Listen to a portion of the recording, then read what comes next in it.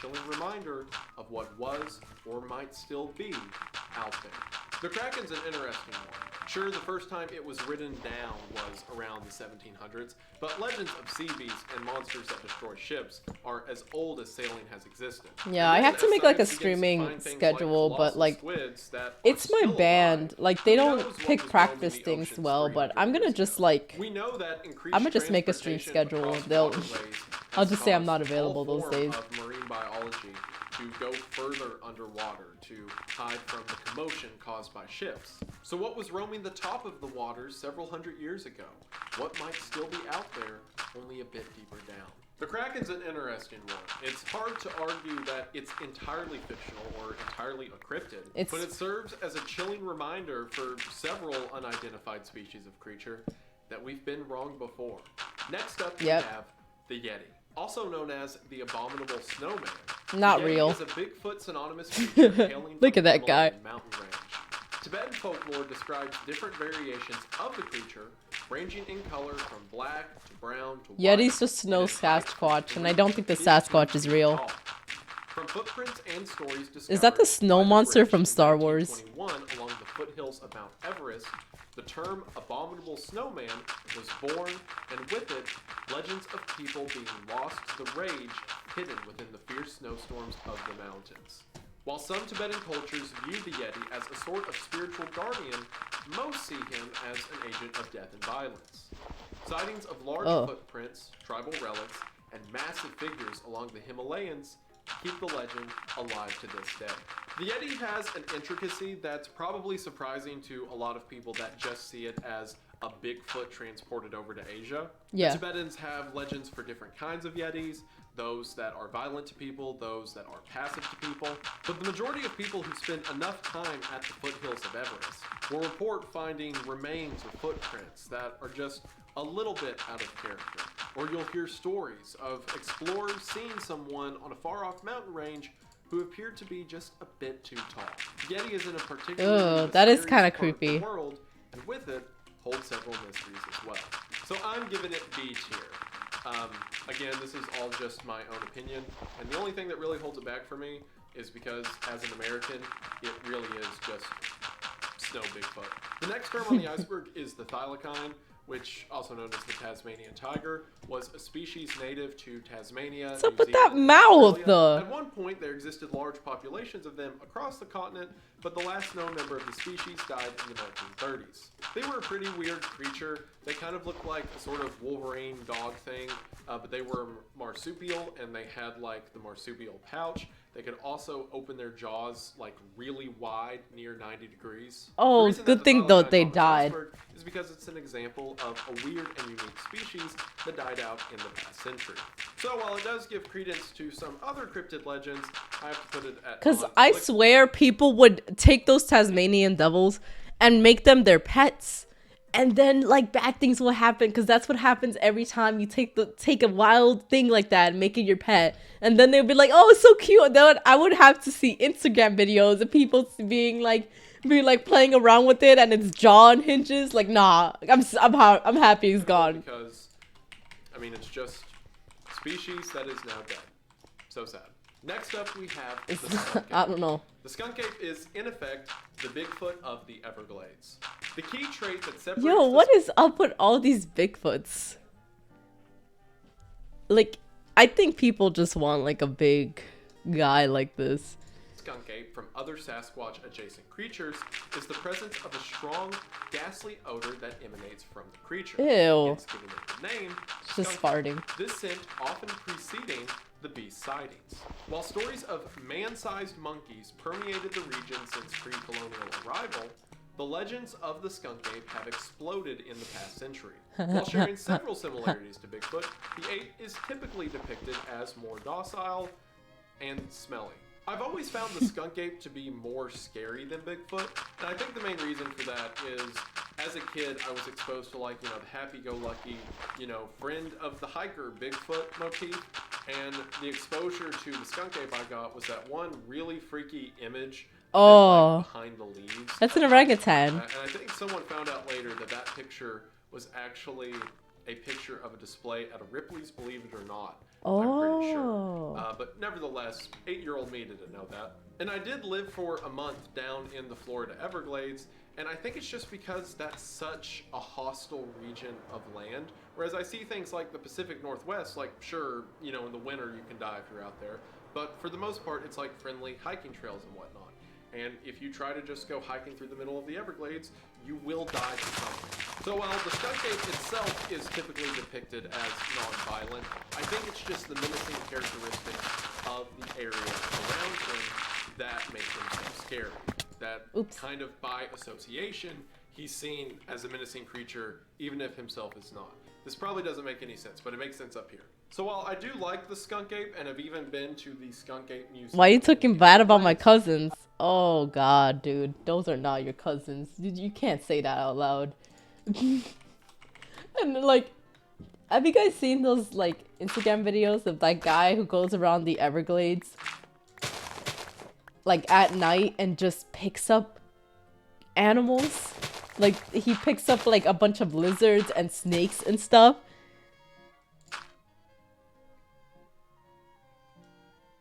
Oh, it restarted? Oh, that sucks. I've got to put him at B tier because at the end of the day, smelly Bigfoot. Next up, we have Champy. The monster of Lake Champlain has been described by those native to the land as a great... So everyone here, welcome back, welcome back. Yeah, go ahead.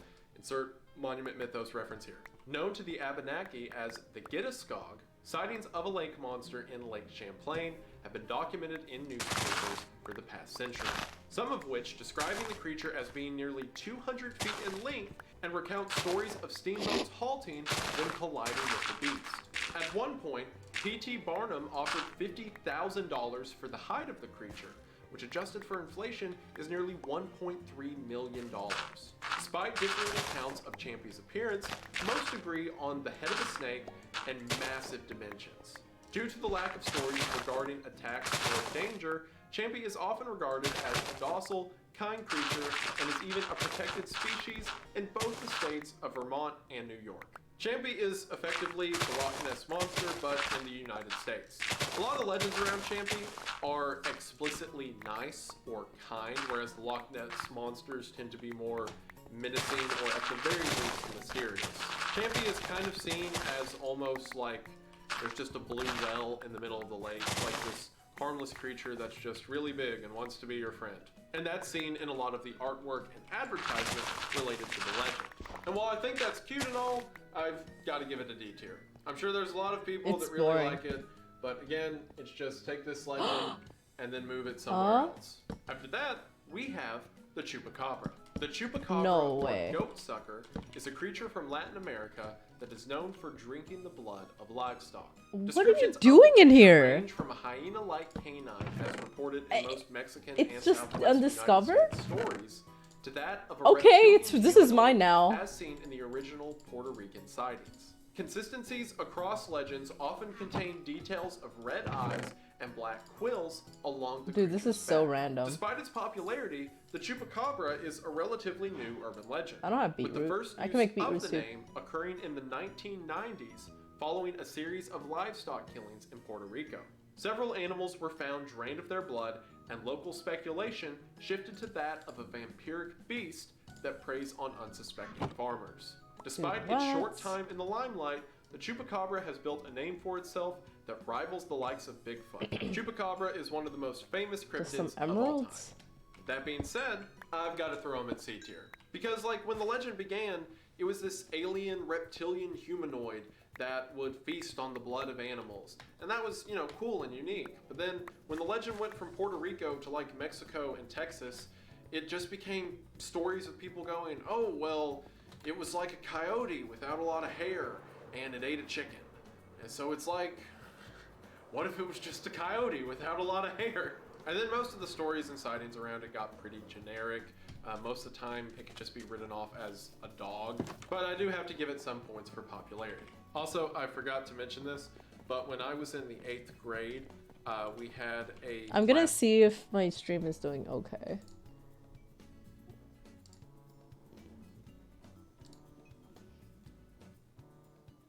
Yeah, it's doing fine. It's doing fine. You can't say that. When did I say that?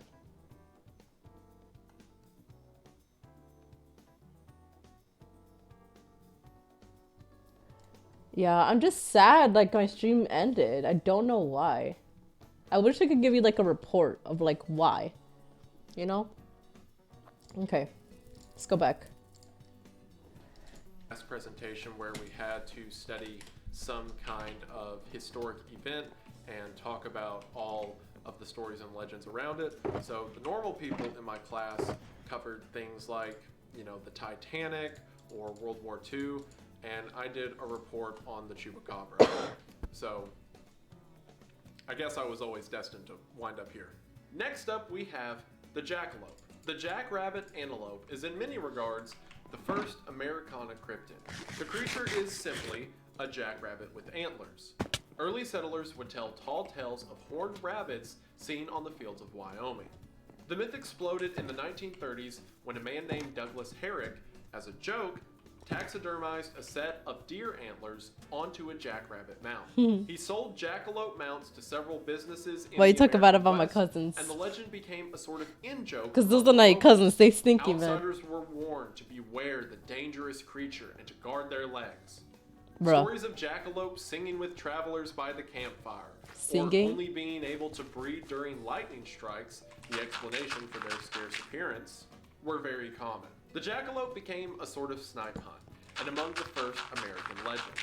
Also, in Wyoming, it's a running joke that you can get a jackalope hunting license composed of impossible stipulations.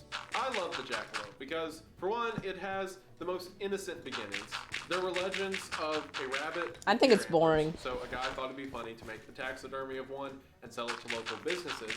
And then every time someone who's unfamiliar with the area comes into town, it gives all the locals an excuse to spin a yarn.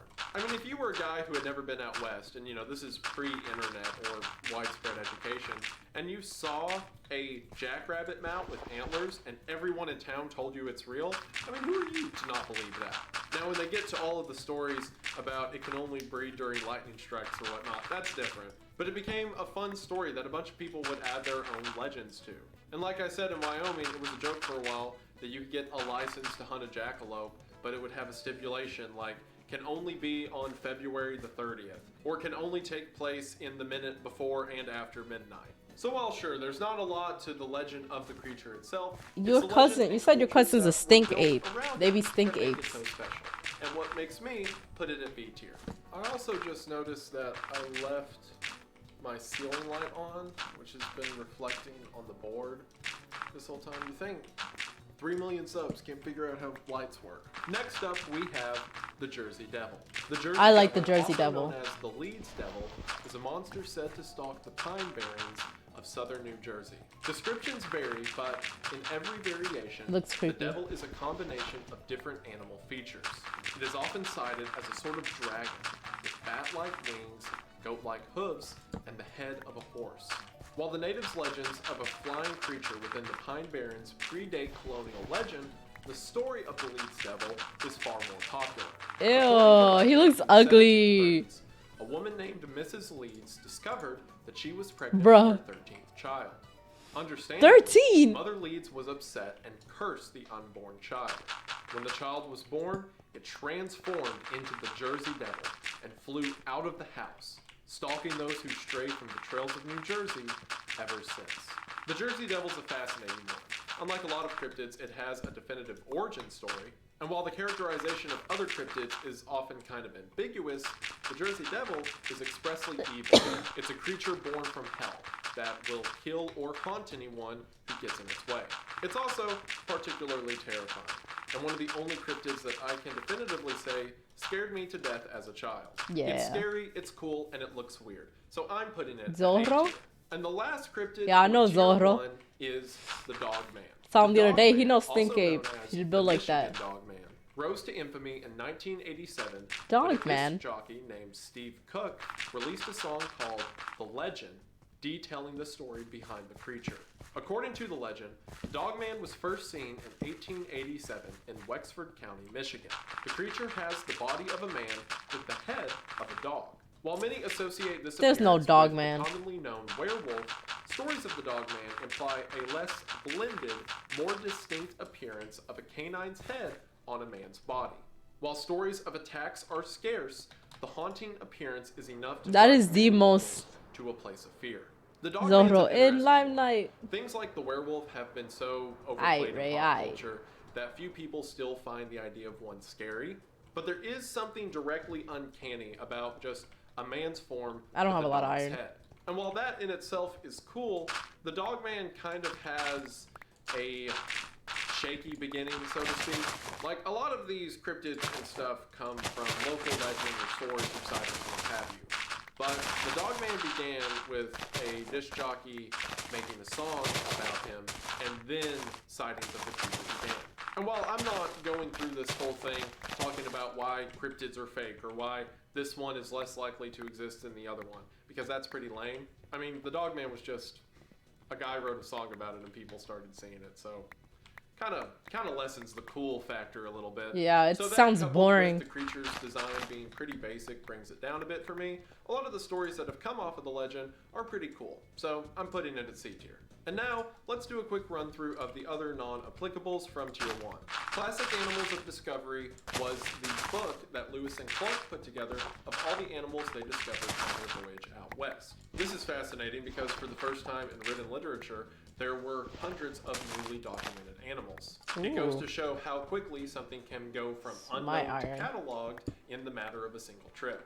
Sea serpent, similar to the Kraken, is a legend that has existed for hundreds and hundreds of years, but everything that I would have said about the sea serpent, I pretty much mentioned with the Kraken stuff, and since the two overlap so much, I'm leaving it down here since it in itself is kind of vague. Lauren Coleman is the founder of the International Cryptozoology Museum that I mentioned earlier, and he's also foundational in a ton of cryptid legends. Like some of the stuff we're going to be talking about later on I need to get that was cow named out of there. by the guy, and he's done more for the Still in cryptid here? community. Yeah. Alright, wait, let me get this cow out of here. You'll be hearing more about him later on in the series. The Fiji mermaid is the original cryptid hoax. Whoa! People took the torso of a monkey and stitched it to the tail of a fish and told people that they had found mermaids. Josh Gates, the host of the show Destination Truth, goes into cryptid sightings and exploring cryptid encounters. The coelacanth is a species of fish that was believed to be extinct for tens of millions of years until they were found alive in the 1930s off the southern coast of Africa. An example of how things we believe could have been extinct for times long before us can simply pop up and rewrite our understanding of biology. A common occurrence you're going to see throughout a lot of the possibly extinct species we're going to see through the rest of the series. Expedition Everest was the Disney World attraction that featured a Yeti and helped popularize the Yeti in American culture. And finally, the TV show Finding Bigfoot. A TV show where I they watched set that a out to lot. find Bigfoot and still haven't found him. They still haven't found him. The show itself is very funny. There were a couple more terms on Tier 1, like the Patterson-Gimlin film that I mentioned with Bigfoot, or the surgeon's photograph that I mentioned with the Loch Ness Monster, but I already talked about those, so they don't need to go up here. And with that, we have the end of Tier 1. Thank God. If you're familiar with cryptozoology to any degree, then you've probably already heard everything I talked about today. Yeah. But this serves as an excellent introduction to the series. Good moving, I am. What their cultural impact is, and you all have a feel for how the rest of the series will go. So I am going to get started on editing this and then immediately get into research for the second video, which will hopefully be up in a matter of days after this one comes I need out. these. Because from here, we just have a whole lot of weird. We've dipped our toes into the shallows, and join me in the following episodes of the series as we dive into the deep end. But for now, for those of you who have stuck around this long in the video, I just want to say thank you for watching. I know this is an egregiously short video compared to my normal timestamps, but again, if I didn't break this series up, it was never going to happen. So hopefully you all enjoyed this introduction to the series, and I promise that more parts are on the way. But again, for now, I just want to say thank you all so much for watching. Check out the two podcasts, the Red Thread episode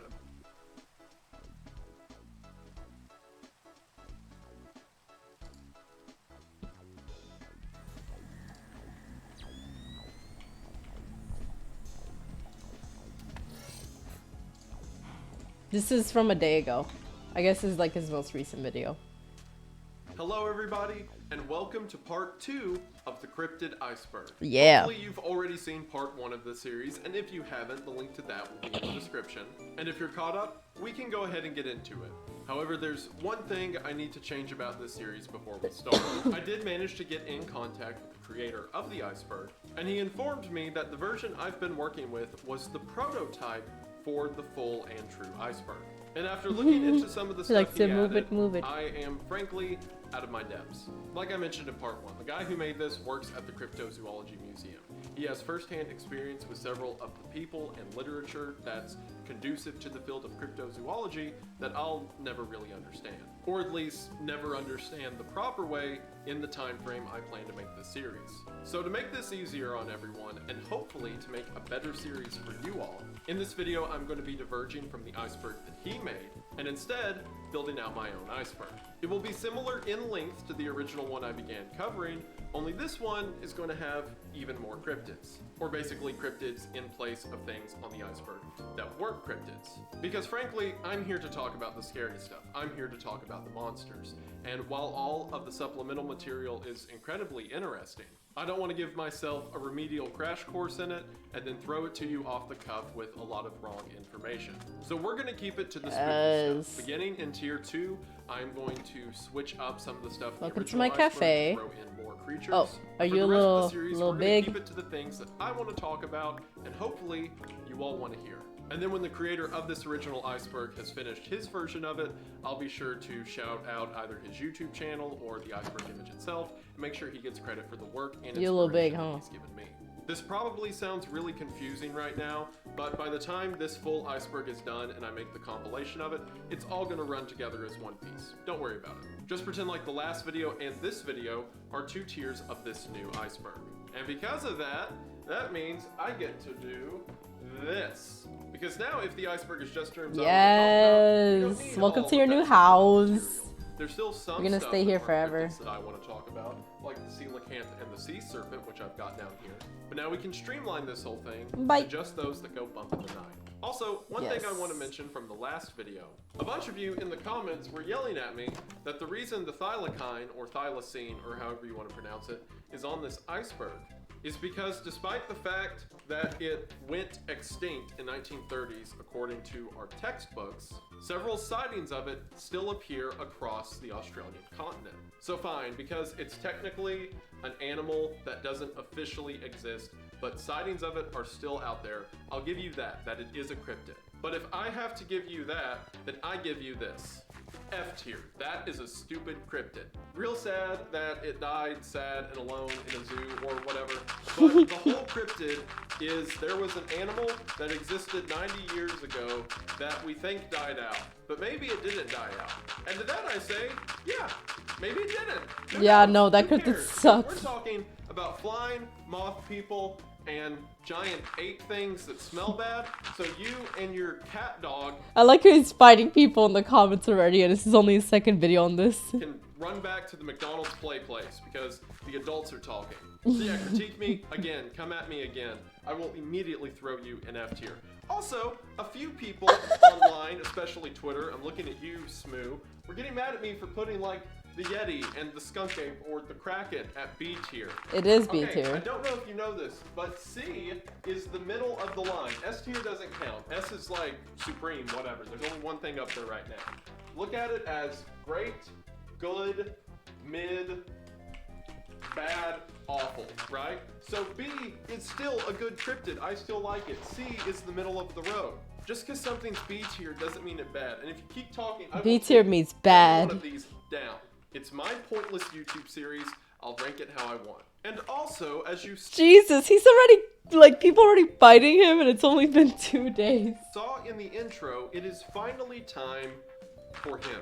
That is right. I now introduce to you the second edition of the Wendigoon U2's figure. Yay! We sold the first version of this guy last year, and you all enjoyed it so much, I figured, why not bring it back for the holiday season? And as you can see, U2's pretty much let me do whatever I want. He's got the stag skull and the night vision, but he also has a shotgun with a lantern tied to the barrel. Cool. For some reason. Why would he use a kerosene lantern and night vision?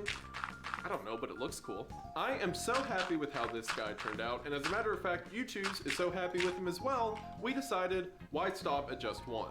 Because in addition to this guy, you will also be able to get the YouTube's Wendigoon coffee mug.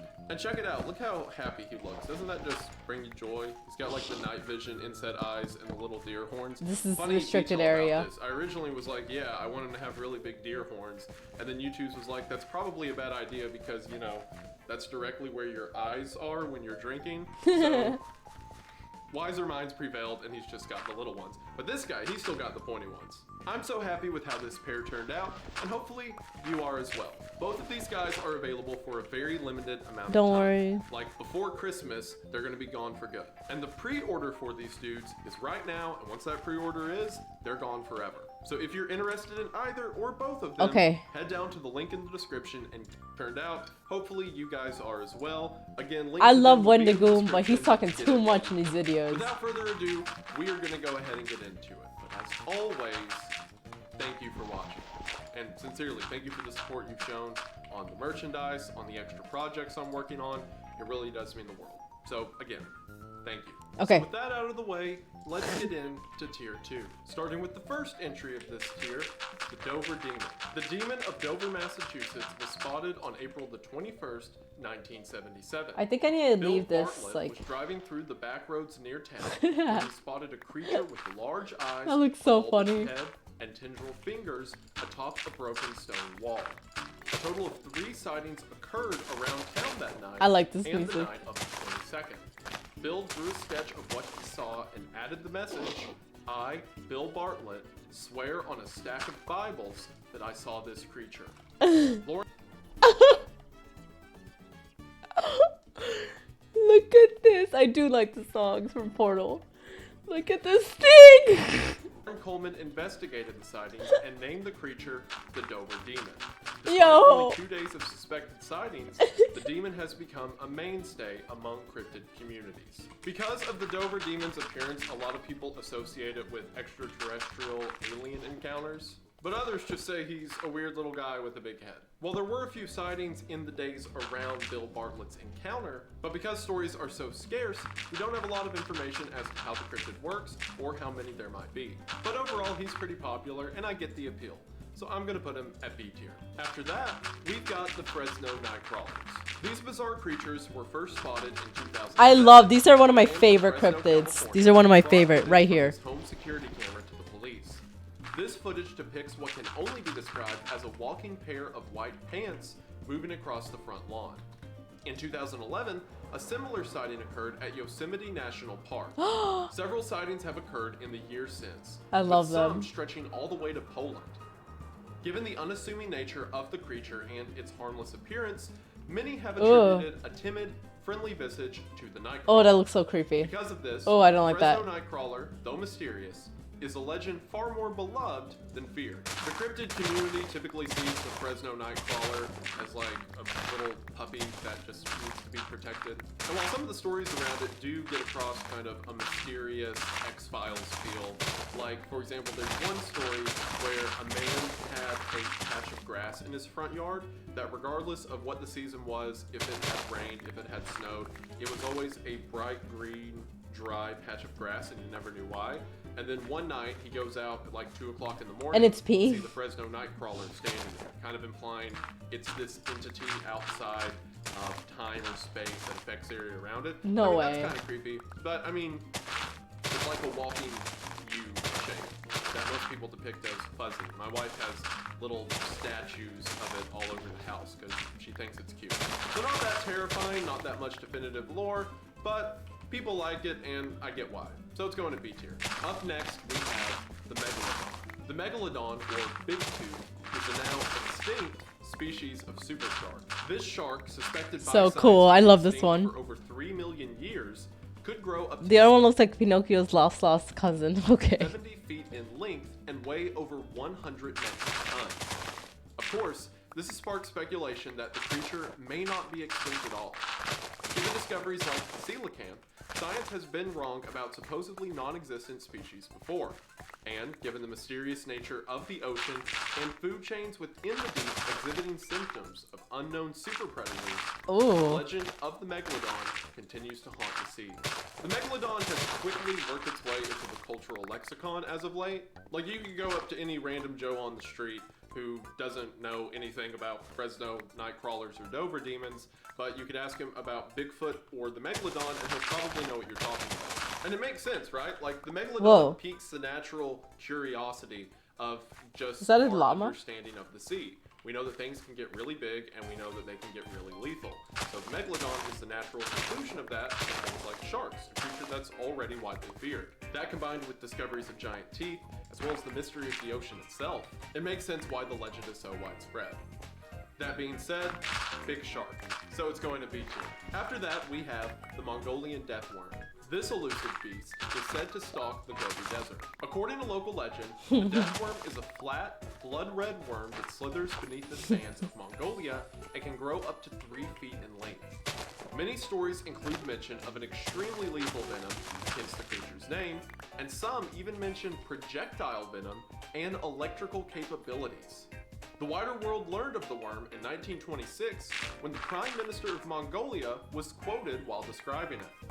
The legend is widespread across the Gobi, and despite the lack of evidence, it seems the people of the area are consistent in their belief.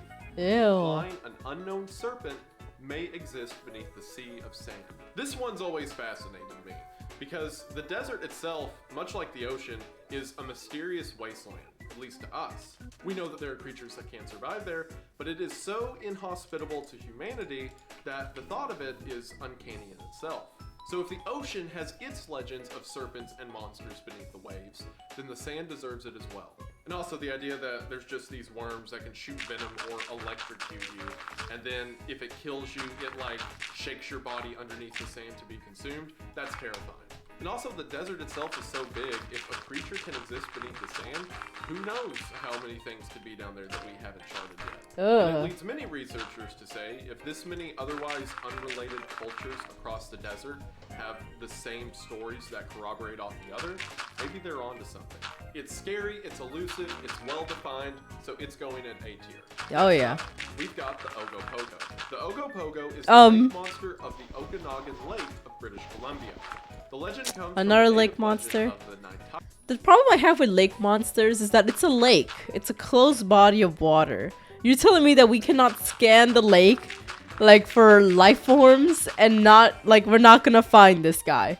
We're not gonna find this guy. Like, that's weird. I don't know. Haka, a fierce spirit that only allowed safe passage across the lake if a blood sacrifice was made. However, with sightings beginning in the early 1900s, the spirit now held the reputation of a physical form.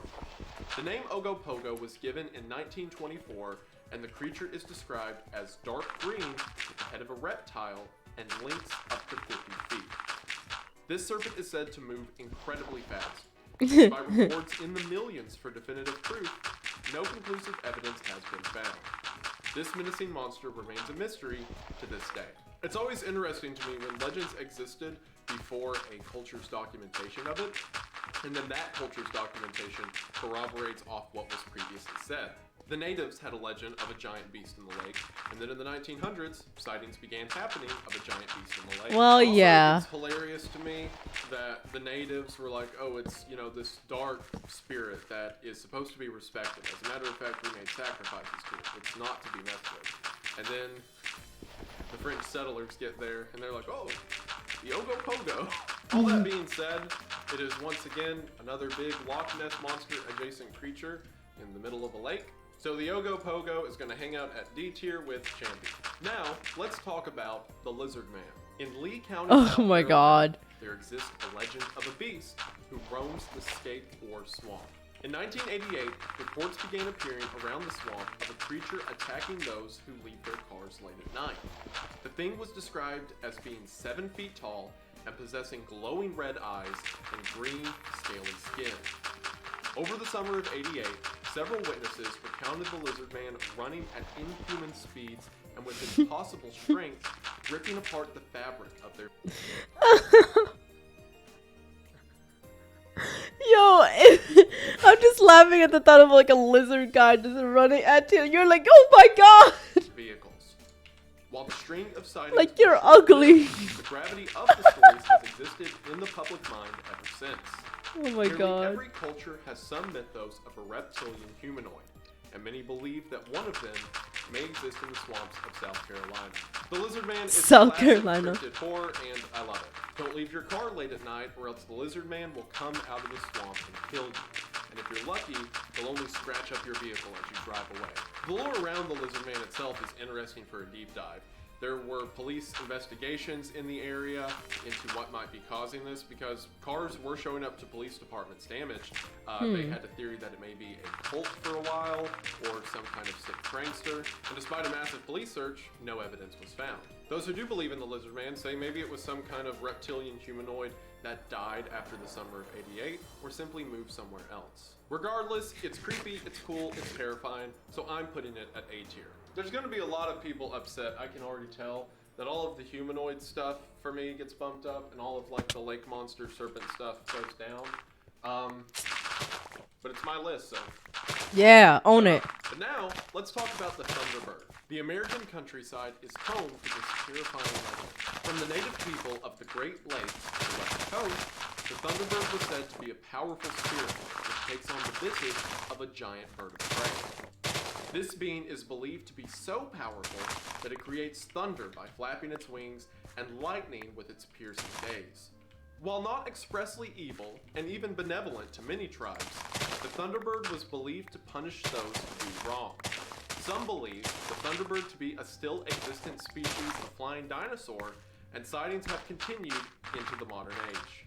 The Thunderbird's just really cool.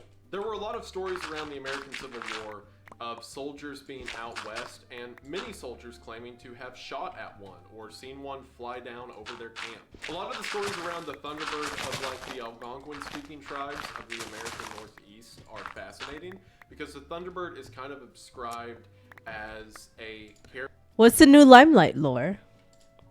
There's a Thunderbird? Imagine.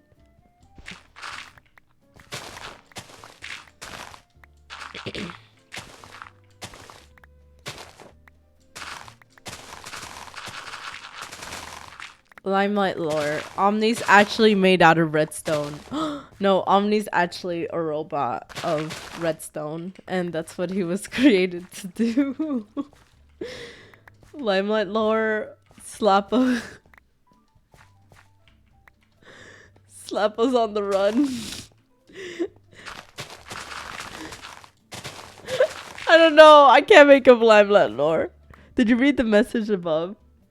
Do you know if Lava went to Hogwarts and make a spell, but I bet it's Lava Kadava. That's lame. You know what? What do you know? On the run for making too many builds. Like I can't make stuff like this. I can't. Like if I was in charge of Limelight lore, it would be bad. It would be bad.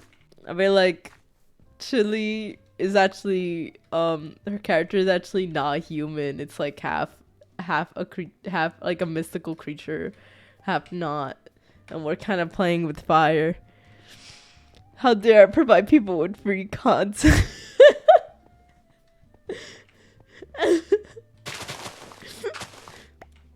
She mean? Damn, Chili mean to you?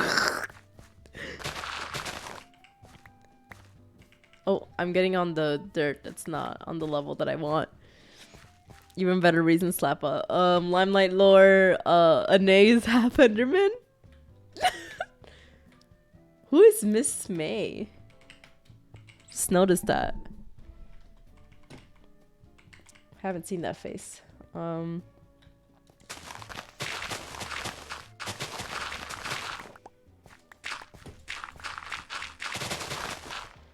Oh, Limelight lore, Goofy is not actually a slime man. He was just cursed to be a slime man, but he was actually human.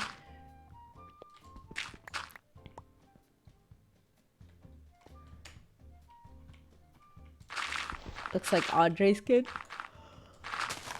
I didn't see Andre's skin. Oh my gosh.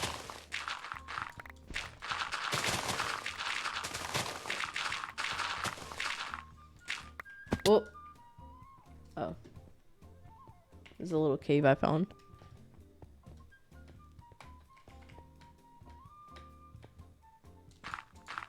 Are these poison spiders or regular spiders? Ooh, these are regular spiders. Ooh, anyone want to make some kind of mob farm or something over here?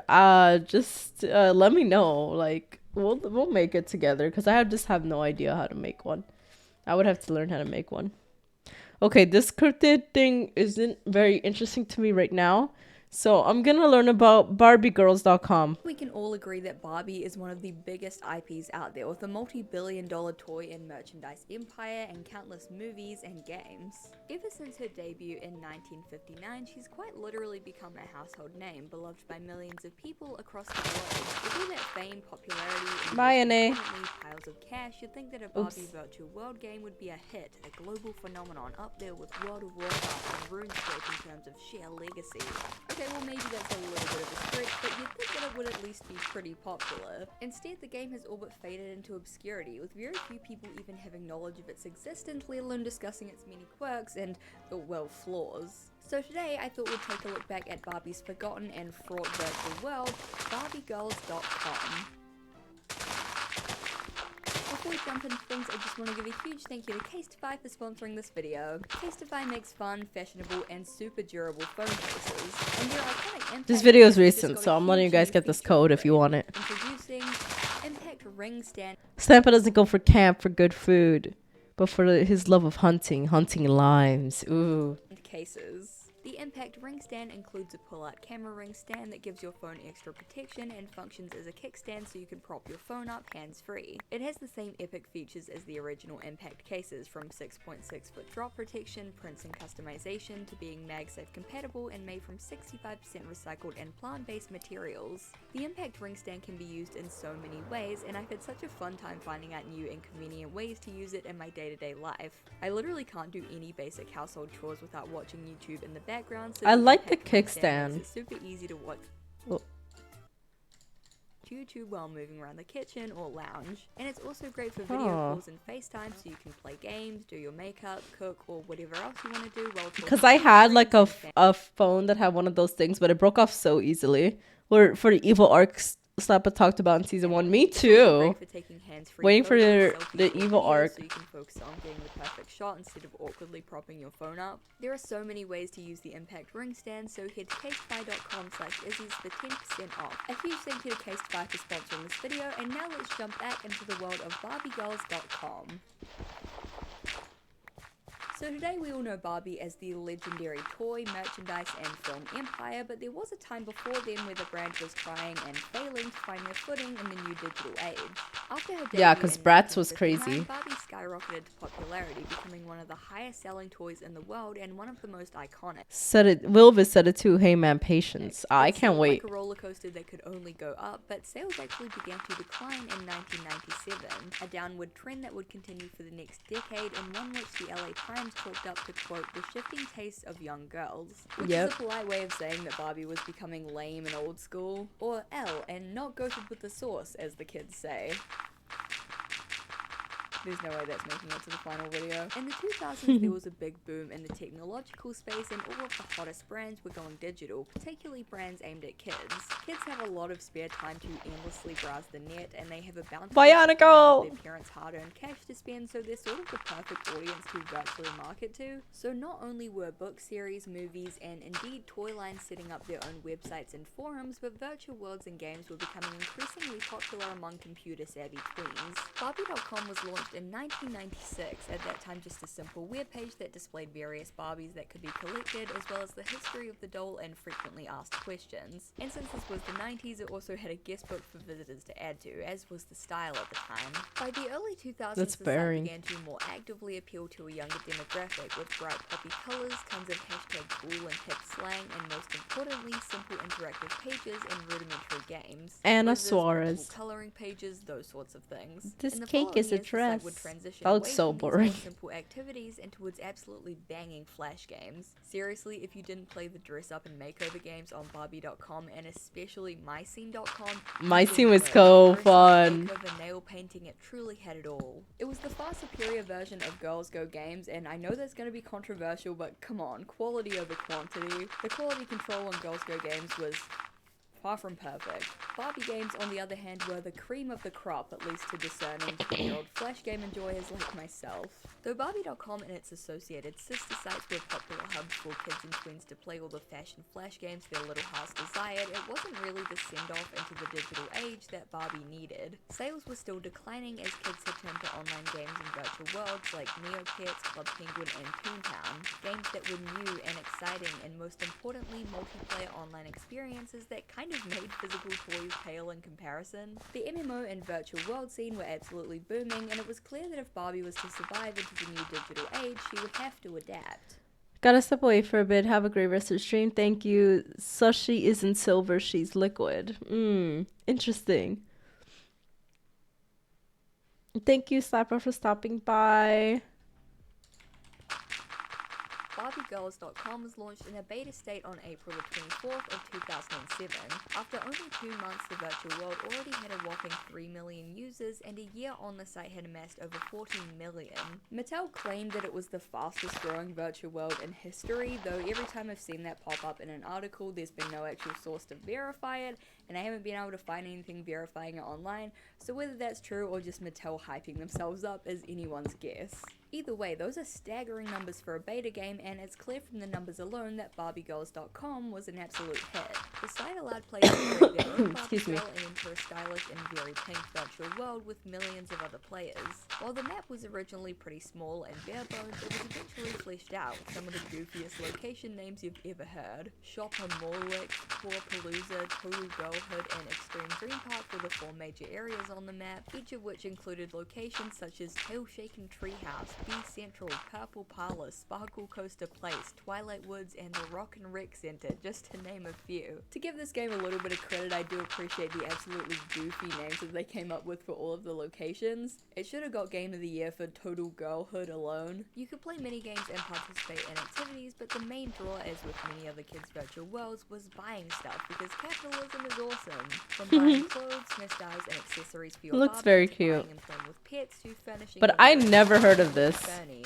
Yes, that's what it was called in the game. The game had this really cool Excuse sort me. of edgy and angular art style for the characters. It was very 2000s in the best possible way. I mean, just look at this Barbie, who is the main mascot slash guide for the game. She has pink Avril Lavigne streaks and wears low-waisted jeans and baby tees. She's 2000s Barbie. It's like the best thing. And while the customization options for these So late. Barbies were endless, the quality of the items You're so was late, pretty Ray. varied, presumably because they had lots of different artists working on different items. Some were very on model and perfectly blended in with the rest of the game, and some were a little bit more dubious, making the characters look a bit off. This is definitely a super common issue that a ton of other virtual worlds face. I talked about this exact issue in my video on Bimboland, but I feel like it's more notable here considering the size of the IP and also the emphasis on fashion that this game had. For a Barbie-based dress-up game, personally I feel like a little more attention could have been paid to, the dress-up. If nothing else, it's an absolute relic of the mid-2000s, low-waisted jeans, kitten heels, the shirt that says Team Skater Boys. It's honestly perfect. Cute. One other issue that arose with customization was the Sue me egregious then. pay We don't have a but courthouse we'll get to that yet. a little bit later. You could Right now also I have to customize beautify your own Lime living City. space I don't with have time. furniture, aka Fernie, and For honestly, courthouse. they kinda killed it. The furniture all looks incredible, and from a few development sketches and artworks that we have access to, it's clear that a ton of time and effort went into designing all of this. Generally, in these kids' MMOs, Once I stop once I like beautify beautify it enough that I'm satisfied for some time, mainly there for the dress up, but they still put a lot of I'll emphasis start on with the decorating courthouse. and home customization aspect with all these intricate items and furniture that players could buy, and it's super cool. Aside from shopping, dressing up, chatting Oh, with I'm other almost players, and done. watching animated Barbie movie trailers to earn in-game currency, and yes, that was definitely the coolest way to earn money in the game, I there will were a sue. variety of mini games to play at the arcade. When the site first launched in beta all of the games were taken from Mattel's pre-existing website, so there were lots of Barbie, Mycene, and Pixel Chicks games. At this early stage, most of the focus was on fleshing out the world and the customization aspect, so mini games were kind of left to the wayside. However, as the site grew in popularity, these pre-existing games were replaced with completely original BarbieGirls.com games, such as Design Idols, Dazzling Designs, Tiara Trivia, Puzzle Strand, and Lady Buggin', just to name a few. You could also adopt pets from a pet store in Palooza, which you could then display in your room with the option to feed and play with your pets as well. The pets didn't really do much besides sit in your room and perform a few interactable animations, but it was a nice little touch. You know, kids like adopting cute animals and you had to be a VIP to adopt them, so I'm sure if nothing else Mattel made bank off of it. And at the end of the day, isn't that the most important thing? There were standard options like puppies and kittens, but with the purchase of a Barbie Girls MP3 accessory pack, you could get exclusive pets. In 2007, the exclusive pets were a panda, penguin, and turtle, and in 2008, they were a koala, elephant, and giraffe. So we should probably talk about Barbie Girl's weird MP3 tie-in. Alright.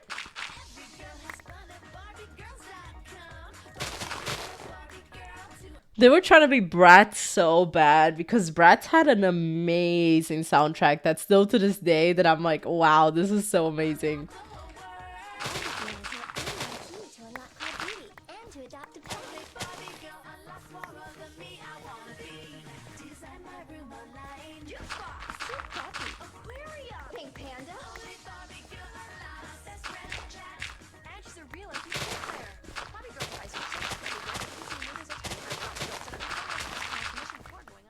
Now, one thing that you have to know about kids' virtual worlds in the 2000s is that they absolutely loved a physical toy and game tie-in gimmick. For example, Club Penguin released physical puzzle plush toys which had codes on them that you could use in-game for items. The Littlest Pet Shop online had plush pets that you could bring into the digital world using a code.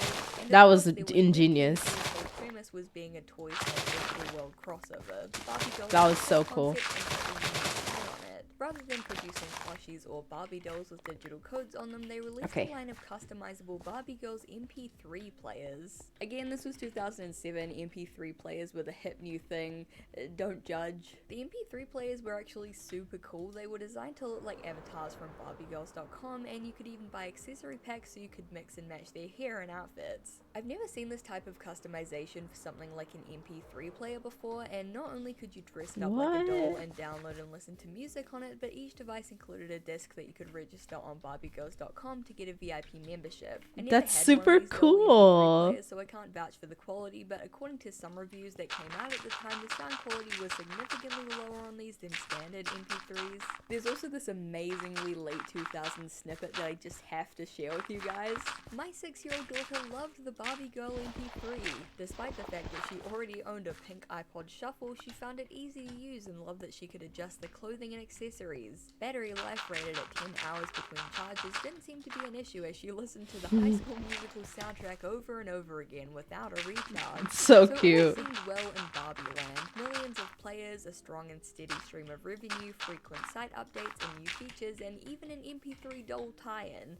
What more could you ask for? But it wasn't all cookies and cream on BarbieGirls.com, so let's discuss some of the more glaring issues and how they likely contributed to the site's eventual closure. So let's cut straight to the chase here.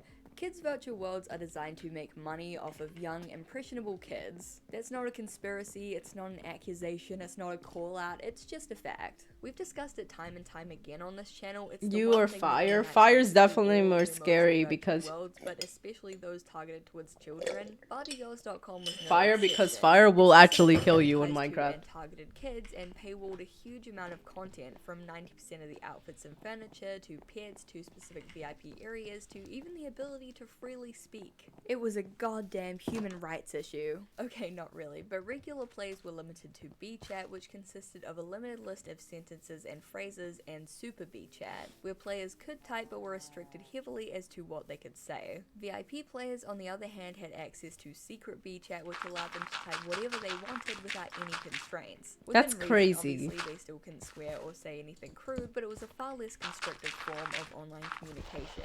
This is pretty standard virtual virtual world fair, paying members get access to exclusive items and But the chat is a bit much. features, and non-paying members get called poor losers.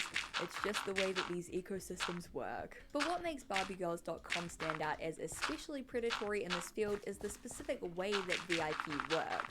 So when the site first launched, the only way to get a VIP membership was with one of the physical Barbie Girls MP3 players and the associated accessory packs. At this point, membership effectively lasted forever as there was no real set end date, but this all changed when monthly subscriptions were added, allowing players to simply buy a membership online rather than buy the physical MP3 players. There was a 1-month membership for $5.99, 3 months for $17.99, and 6 months for $35.99, and these were recurring payments. Once this monthly subscription model was added, the original VIP players were then given an end date for their VIP status, which they could then renew online if they wanted to.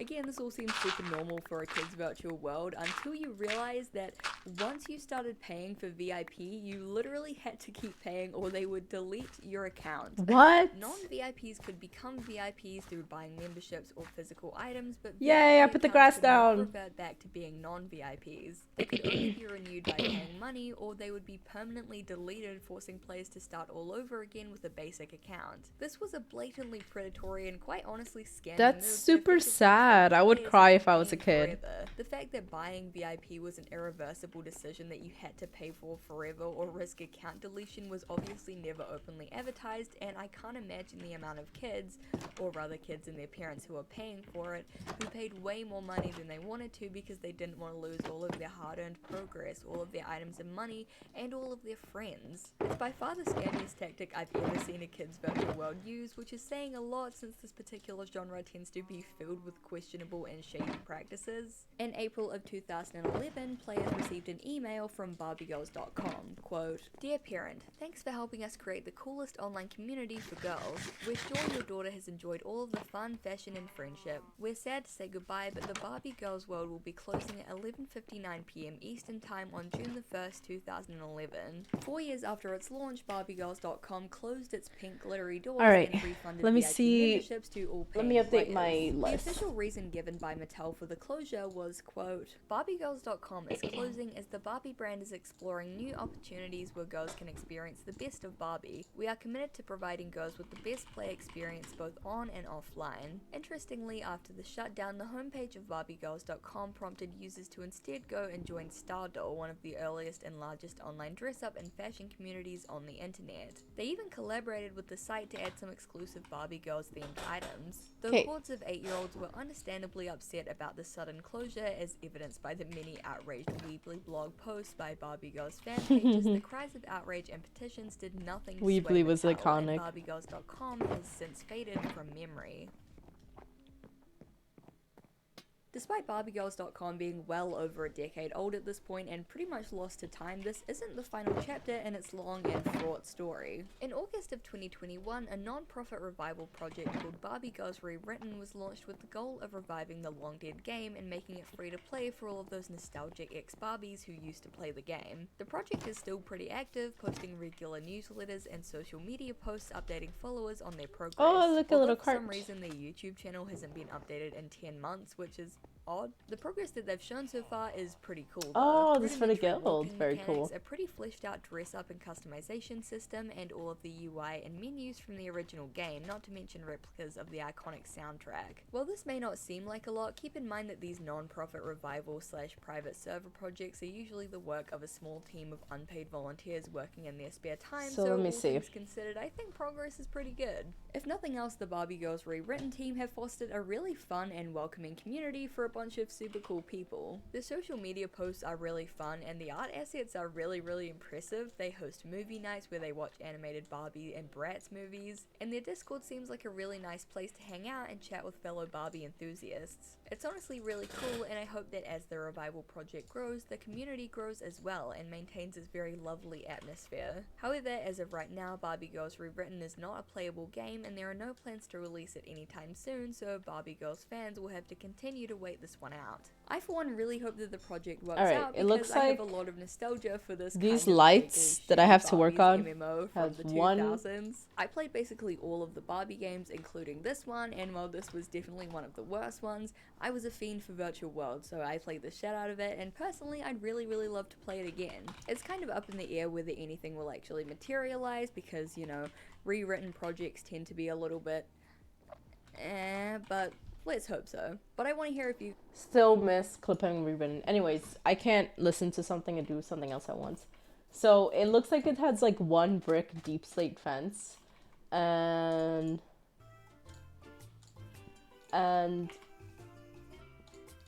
it also has 2 brick deep slate stairs.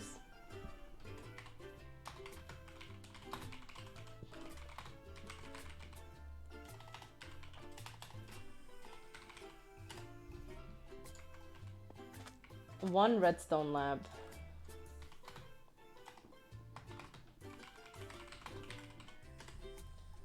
And then also the sun, the reactor, sun. Wait, let me just see the actual name for it.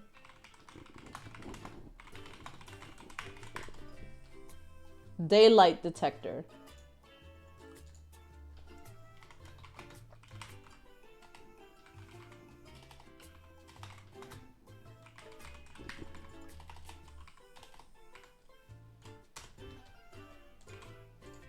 And that's pretty much it. I'm not crazy about putting an info map because I just don't know how to do it. So that's gonna be the lights for now. Let me see like how many materials I would need, because like where is that? Is there like there must be some kind of button where you could see how many things to like where mobs can spawn and certain lights and stuff. But before I do that, I need to take a break because I have to go to the bathroom. So I'm gonna go to a safe place and then I'll be right back.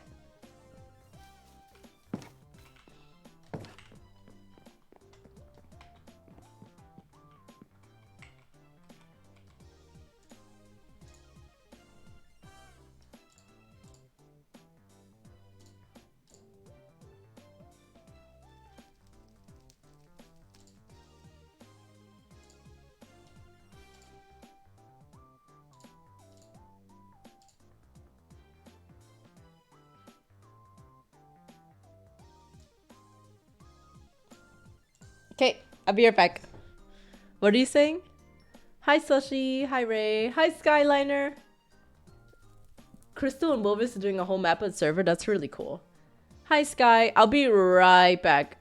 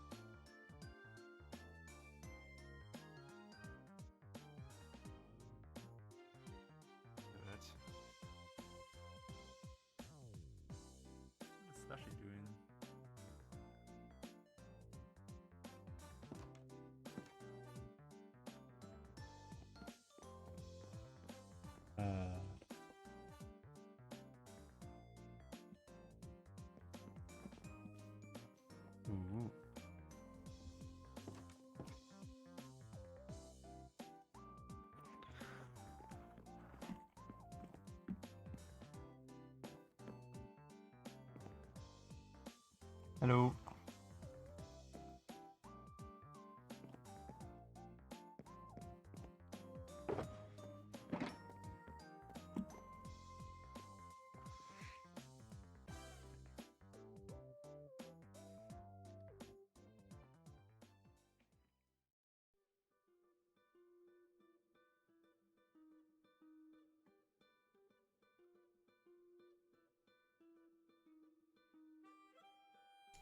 And I'm back. She always leaves us. Joining as she leaves. No, I'm just using the bathroom. I just really need to use the bathroom. It's okay. Okay. Looks like it's about to sun's about to go down, I think. Or maybe it just came up. What does the clock say? I think it's about to go down. Oh.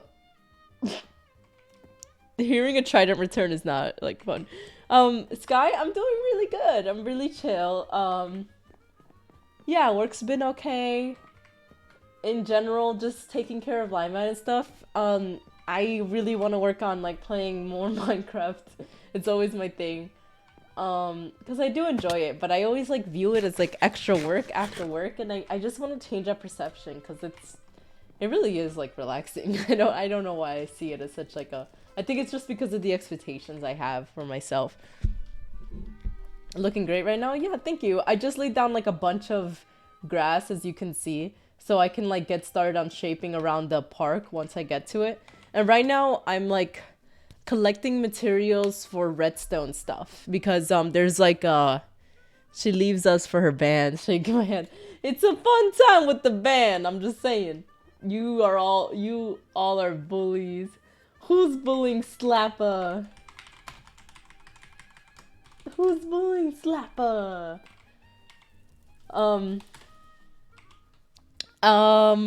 So right now I'm working on beautifying Limelight because it's a little ugly right now. So I am creating a bunch of lights, and I'm gonna go for like, I'm gonna produce 30 lights right now. So if I want 30 lights, then I would need 30 deep slate fences.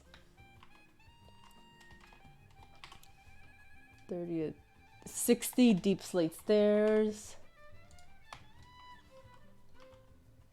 30 redstone lamps, and then 30 daylight detectors.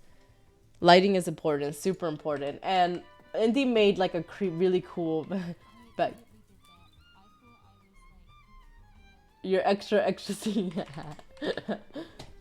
You see, people in the server are scary. Oh, okay, yeah, I would say I'm streaming right now. I'm not gonna put like my status because honestly, if I were to put it, it'd be like do not disturb. No, I don't really want to be disturbed right now because the other day. Because I don't want to have a whole conversation with people, but I feel like I got real bored. I feel like they're on my rooftop apartment. But what was it saying? Okay, yeah, I need to get my stuff. I got all ready. I had a whole little speech about.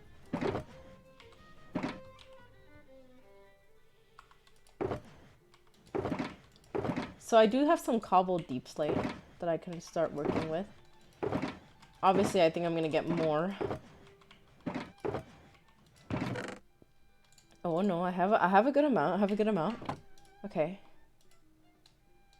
How do I make this into the bricks? No.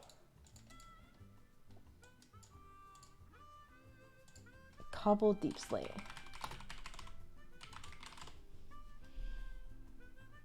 No. Brick.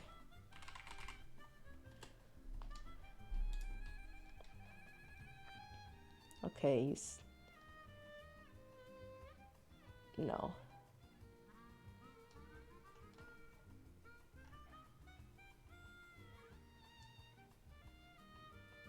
What? Naturally generating. Okay, you need polished deep slate. Oh, I was so scared for a second. So this. Okay. Lots of this. And then you make it into the same thing again. Okay. And I need a bunch of deep slate stairs. So 60 divided by 8. So 7.5. 1, 2, 3, 4, 5, 6, 7, 8. Okay, got a good stack. Now for the fence. How do I make the fence? The fence. Fence is this one. How many of the fences do I need? I need 30.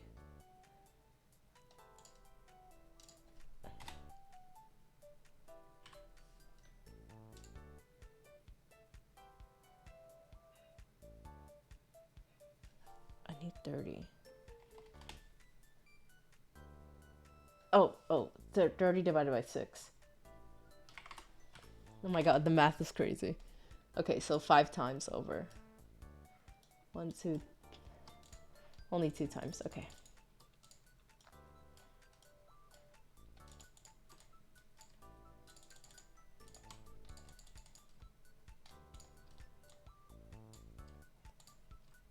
And 2 more times, and then just 1 more time. Wait. No! Oh my god. Oh, frick. Okay. No. I hate making mistakes. So frustrating.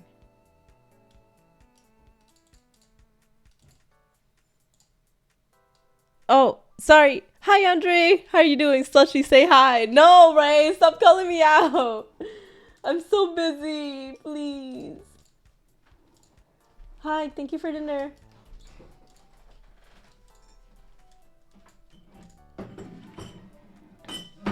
Thank you, thank you, thank you.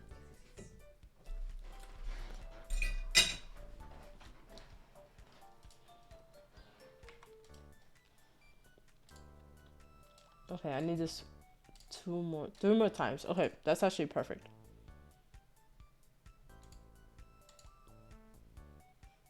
Wait. There. God, they look so similar.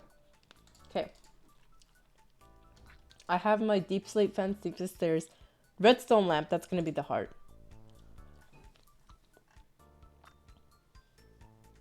Nether quartz? No. Okay.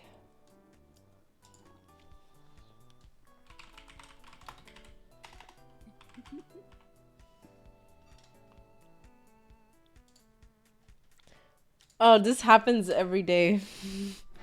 There's a lot of stuff going on your screen. I just like having a lot of stuff on my screen all the time.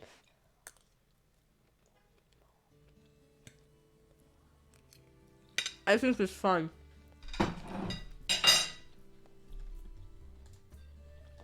I'm also eating now. Times on the server already. Oh, I don't want to go to the nether. Is there some kind of nether shop?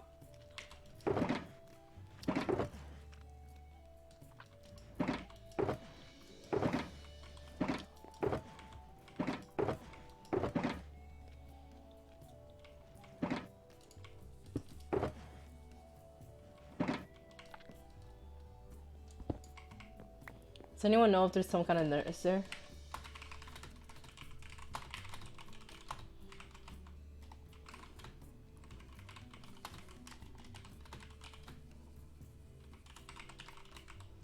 Well, we gotta stay away from Milo, I guess. She says she's not available to hang out with people. Oh god, fire's scaring me.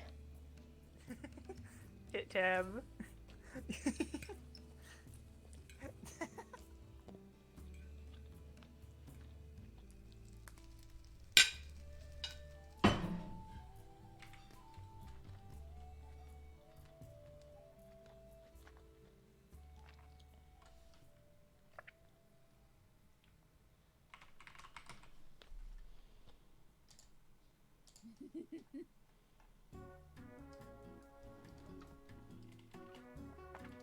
Oh, items.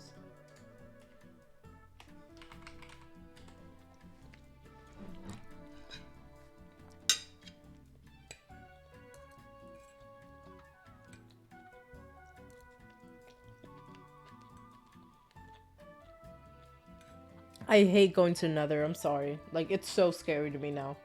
Like, I think I'm gonna die like right away when I get there.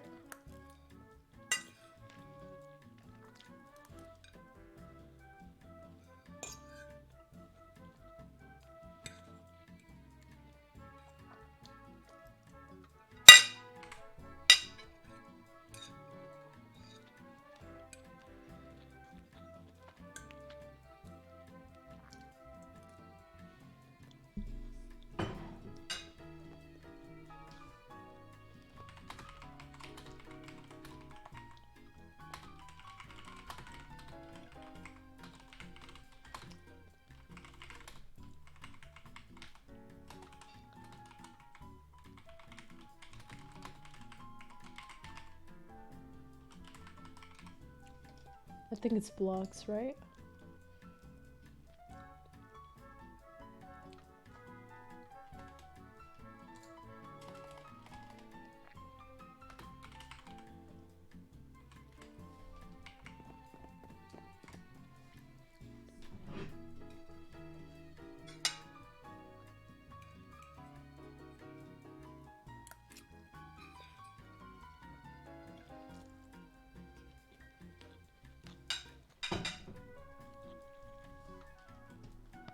Thank you for the lurk, Sky.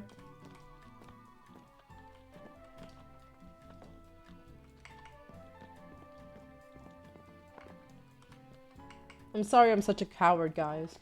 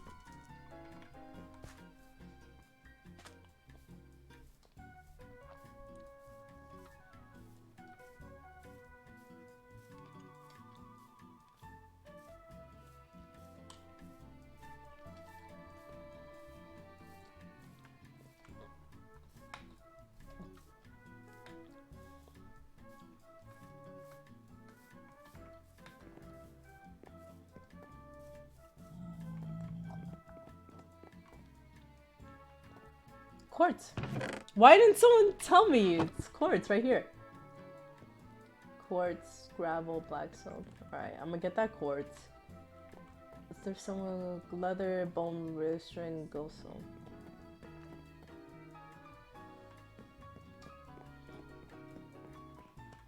Okay. No glowstone here though. But they do have another quartz, which is good. Oh. Hi! Oh, damn, I Hello. don't hear anything. Wait. Okay. Hi. Oh, Hi! Do you hear me now? too many people. Yeah, no, I did hear you, but too many people talking. You're good. I found your quartz in the shop, so I was gonna buy some. Yeah, I probably need to restock the shop at some point. Yeah, but I know I'm happy because I'm low on diamonds, but I really want to get this done. There you go. Awesome. All right. Do you know like who would sell glowstone off the top of your head or no? We could have asked all the people in the square, but Oh, I don't God. think. I don't know. All right. I'll see about it. Thank you. Yeah, no problem. Aight. Okay. Anyone of you sell glowstone, by the way? Slushy's asking. Cannot read. We can. There. That is what my account says. What? You guys got glowstone? Does it look like a glowstone shop? No, this is Slushy. always a restaurant that we just Hello. happen to be inside. Hi, I'm giving you a Minecraft hug. This is a Minecraft hug. Here, Minecraft hug. I can sell you glowstone. Okay. It's so Oh, no, great it goes hearing sideways. conversations out of context. Giving you a Minecraft hug to Slush. I can't make my poppy soup go the right way. What do you mean? This looks like. Slushy, this man has stolen my idea. He stole my shop. Is this the Krusty Krab?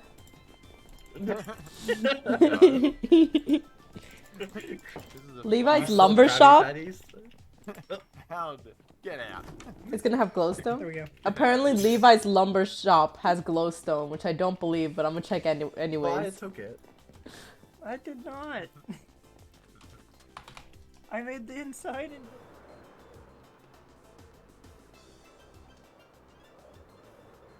I need a bind for diamonds real soon. Pew, pew. Oh, this is some glowstone. There is shroom lights. That's not glowstone. Ah.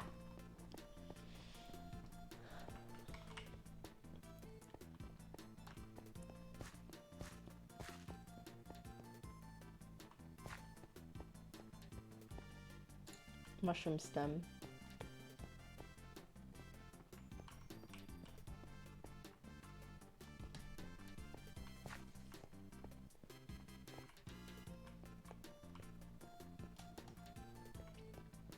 Are you pointing me to the shroom lights, Ray?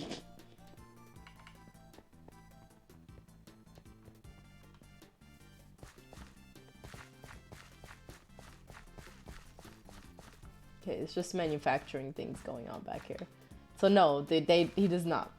Volatile. Okay, price. Volatile, sell me that glowstone. Oh, what about Oh, here? Slushy! Slushy! What's up? Slushy! Slushy, is a hot dog a sandwich? Yeah. No! Yeah. can't be. Because it It's has, just sausage. it's 2 pieces of bread and there's something in between. That's a sandwich. It can't be! It is. Yeah, definitely. I think it classifies as a sandwich. That doesn't make sense to me. It's just a different sandwich. It's just more circular than a it's regular like a Subway sandwich. sandwich with circular meat. It is, yeah. It's bread, and between the bread is a. 2 things. I Sausage. think, yeah, that's what I said. Tomo is struggling to come to terms that he is wrong in this situation. It's almost They're like never so wrong. betrayed. I... We're having a lovely conversation about why a hot dog is a sandwich. What are you doing there? Being lonely? Get over here. Being low. Yeah, Oh. because we had to have a deep conversation about hot dogs. Alright, let me see if Shouldn't any the of chef these- be over here?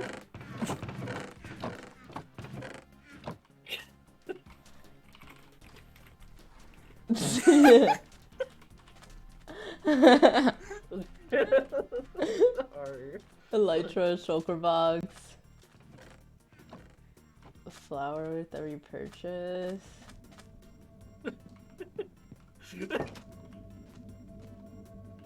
Conduit blocks. Waxing kits. Trunk. Moss. Slime balls. Everything but glowstone. Why does no one have glowstone? I just want some glowstone.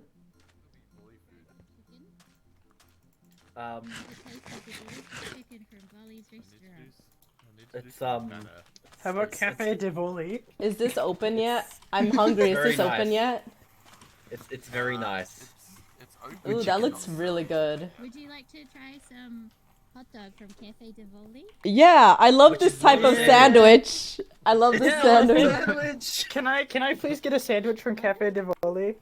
It's This is so good. This is Aww. this is hitting all the right Alright, I spots. forget. Not so I'm gonna burn this place to the ground. It's amazing. Come on in. Try some. Try I- some pizza from Cafe I've- de Voli. This is pizza? The Oh, hell? it's a food. This is. Obviously pizza. My- It's deep dish. My dear, this Whoa. is this ain't deep dish. Is This this what happens canned when you pizza. eat We're eating this? food of the future. Is this what happens when you eat the food? I don't feel so good. Mr. Stark, doesn't- I don't feel so good. I think I've turned into a pizza. Oh my god. Well, Wally, you might have some legal cases on your hands soon. Yeah. This looks like a legal matter. Yeah. I'm just gonna hide behind the counter here. I think we should Marlon, take is you. when you're Volley! awake, Can you deal with these problems? Volley! What's the problem? Volley, you weren't the one who handed these out. You I'm can the just manager. make her liable. I'm going in. Make Milo liable. No, he's the manager. I just work here. I get paid. Oh no, minimum it's wage. happened to Slushy as well.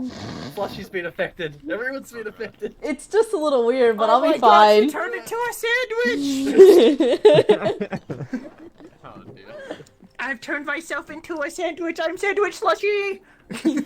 Yeah, I'm starting to not feel so good. This is. Oh, What's the Oh, matter? Feeling chicken? yeah, feeling a little bit chicken. it's an infestation. This is the entire plot of Cloudy with a Chance of Meatballs 2.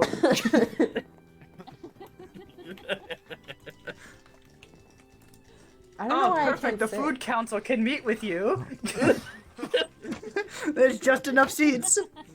You need to have nothing in your offhand, slushy. Oh. Well, So how are you gonna? Sorry, I've remedy ended up this? with the worst one. I have to look like this and then go in free cam. How are you gonna remedy So- this, Wally? What's in your food? What? How is this happening? Yeah. This is like the food from Cloudy with a Chance of Meatballs, except instead of it becoming alive later on, it just actively becomes alive in your stomach and takes over the body. oh, Milo's already. Arguably worse. Yeah, I you know. still get French fries. Oh, okay. I'll put the burger back on. If anyone has complaints,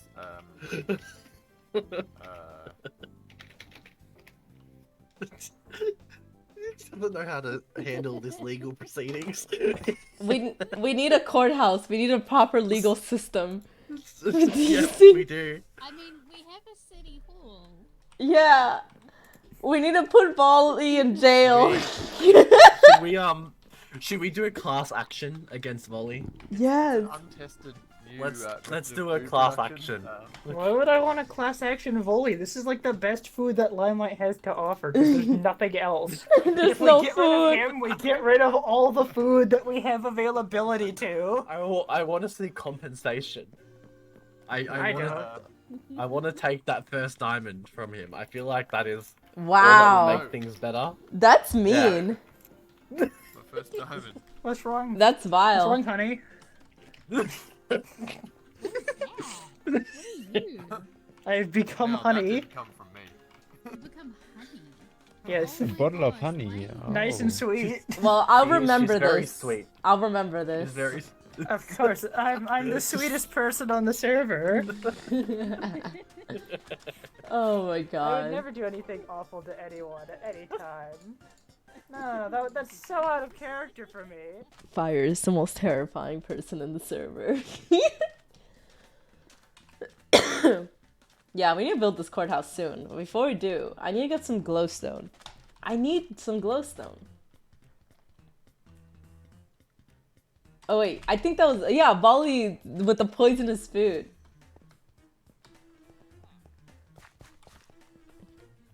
Crafting table in my ender chest. That's what I did. Wait, let me see. There we go. Oh, you're sushi now. Oh, Volley, I still need glowstone. Even though you made me like this. Yes. That is. We need to get that from our villagers. Oh, okay. It's terrifying seeing all these food people. Oh, it's fine. You made this. You made us. This happened. You made us. Oh, You no. did this to us, What is... Volley. Oh gosh! Oh no. I killed Maya. Someone died.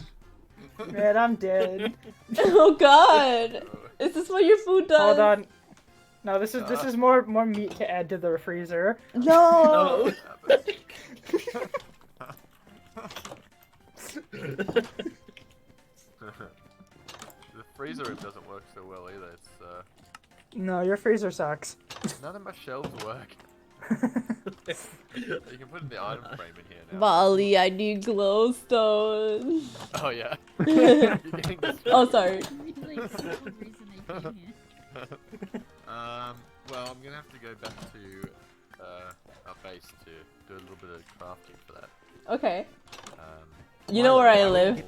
Why were you giving me the cold Oh wait, shoulder? don't we just have it from the raid farm?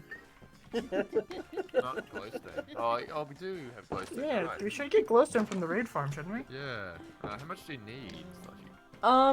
A stack would be great, but 30 is like literally what I need. Oh, you don't need very much. I might have that on me actually. Let me see. Whoa, okay.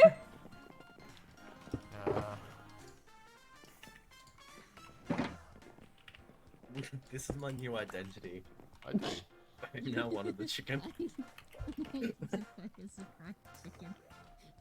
Oh, thank you. That's all I have on me.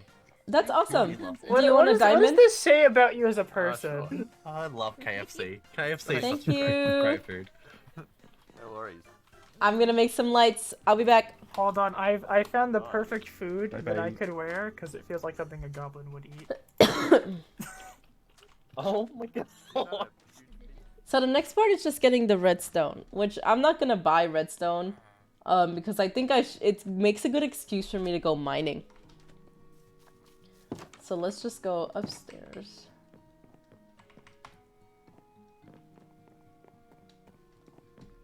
And see how much redstone I have. I have so much redstone, oh my god. Ugh.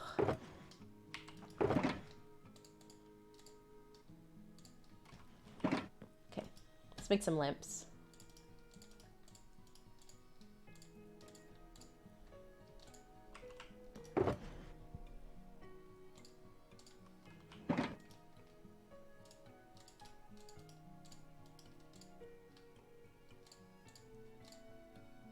Awesome. Okay. Leave you in here. Okay. Okay. I got this, this, and this. The last thing I'll need is the daylight detectors. All right. Let's look at this crafting recipe. So 3 nether quartz and 3 wood slabs and 3 glass. I'm sure I made a lot of glass one time.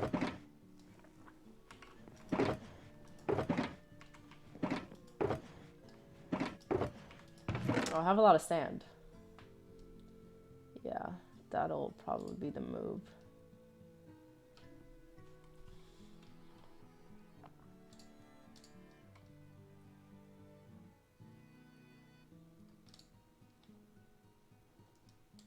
Let me look upstairs. I made a lot of glass for this. I guess I didn't have any left over. I love my greenhouse design. I think it's very cool. Props to Andre for helping me fix it. Okay, let's make some sand. Let's make some glass, I mean. Okay. I give myself a stretch. Alright. So the daylight sensors are like the last things to go on top of it. So right now, I think a good use of my time would be to put down some markers of where I want this all to go. So then I could like build it pretty quickly. So use the stone bricks.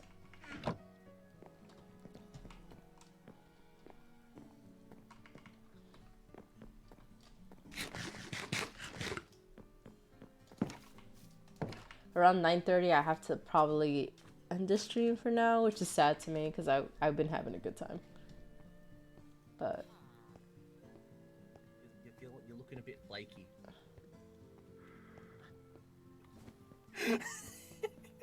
Oh.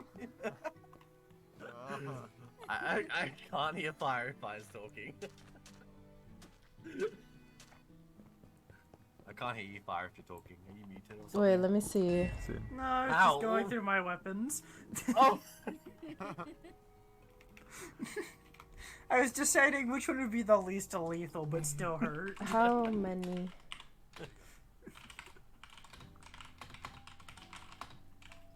That would be pretty tentacool of you. Then the cruel. Blot like 15? What does that mean? I'm a lot better at taking someone's name and just making it into other words. Well, you don't want me to go through Volley again? I can't wait till Volley gets married. I'll have Volatile in his Vola bride. 1, 2, 3, 4, 5, 6, 7, 8, 9, 10, 11, Oh, 12. I'm really getting a headache. I probably should go to sleep. It is really late for you. 1, 2, 3, 4, 5, 6, Nice. 7, 8. Okay, 9, yeah, 10, then have 11, 12, 13, 14. You know, that's have fun okay. being That's okay. cruel. You That's know. okay. That's okay, Andre. You know, ship happens. 1, 2, Lullaby, 3, Andre. 4, 5, 6, 7, 8, 9, 10, Shit happens. 11, 12, 13, 14, 15. No. 1, 2, Nah. 3, 4, 5, 6, 7, 8, 9, 10. I'm having a 11, great 12, time. I don't know what you're talking 14, about. It's really fun making puns out of Volley's name. Oh, do you want to know what my 1, favorite day of the week 2, is? 3, 4, 5, Friday. 6, I 7, honestly 8, 9, 10, 11, 12. I'm gonna just put one there. Why the fry not? 1, 2, 3, 4, 5, 6, 7. Well, I guess I 8, see you 9, again. 10, I've 11, got more of 12, these, trust me. 13, Bye, 14, keep going. 15. Bye. Bye bye. sleep. Bye. 1, 2, 3, 4, 5, 6, 7, 8, 9, 10, 11, 12, 13, 14, 15. 1, 2, 3, 4, 5, 6, 7, 8, 9, 10, 11, 12, 13, 14, 15. 1, 2, 3, 4, 5, 6, 7, 8, 9, 10, 11, 12, 13, 14, 15. 1, 2, 3, 4, 5, 6, 7, 8, 9, 10, 11, 12, 13, 14, 15. I'm gonna try to do this until the end of the block and then I'll mirror it between the two streets. Oh my gosh. 1, 2. Okay, wait, I have to go to sleep.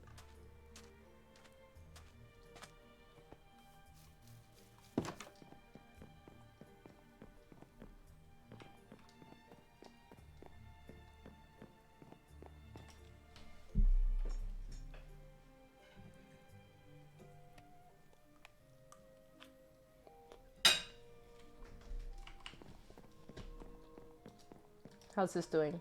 Okay.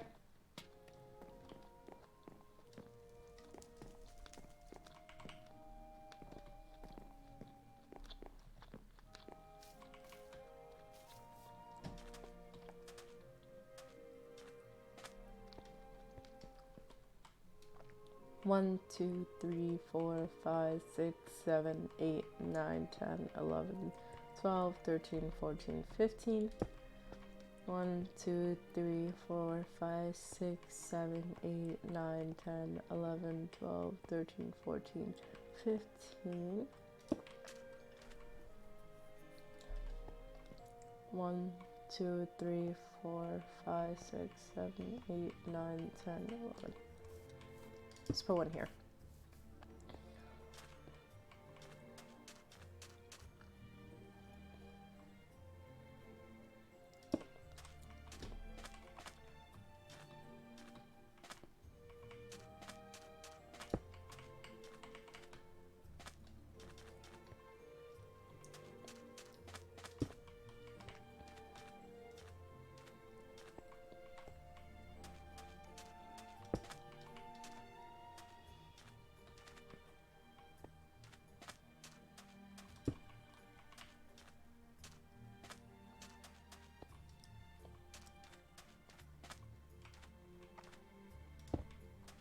Oh, I feel like that covers the sign too much.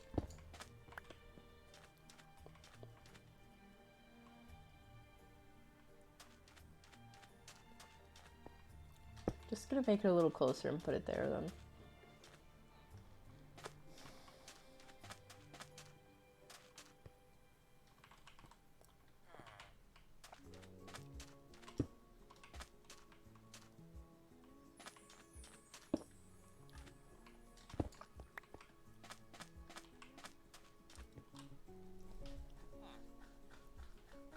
All right.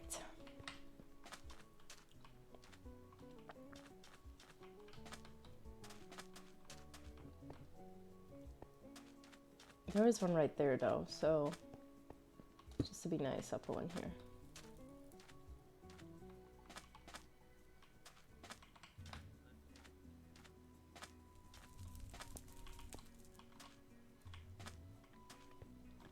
One, 2, 3, 4, 5, 6, 7, 8, 9, 10, 11, 12, 13, 14, 15.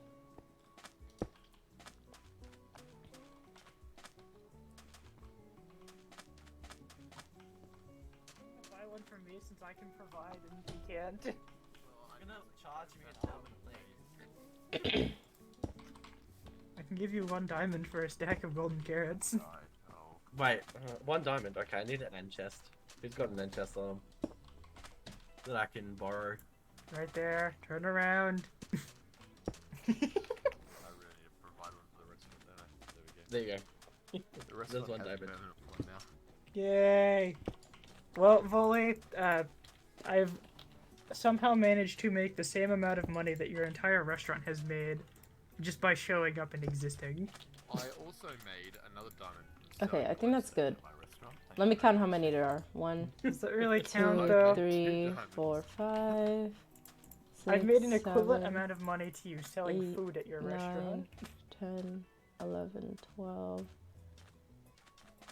13, 14, 15, 16, 17, 18, 19, 20, 21, 22, 23, 24, 25, 26, 27. And then I'll put a few more actually in the beginning of the stream. I was going to say down here, but not yet. Okay, I think that's good. Let's go check on the glass. And crafting these materials and putting them all together is probably one of the last things I'll do. I'll start installing a few of them, but it is coming near the end of my stream. Wonderful, wonderful. Okay.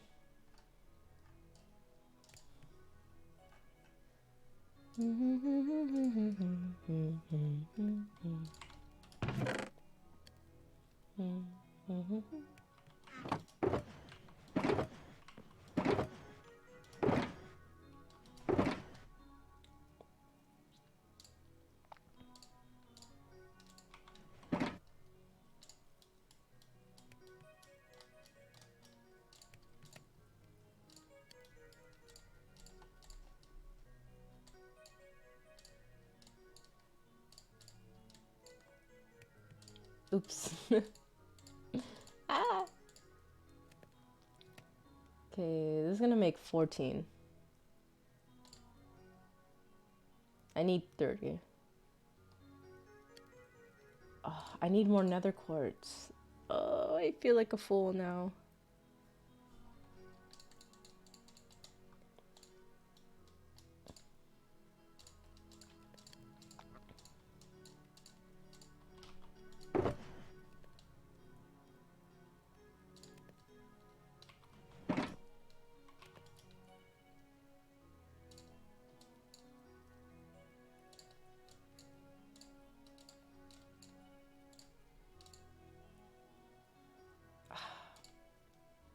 Oh wait, that's just this.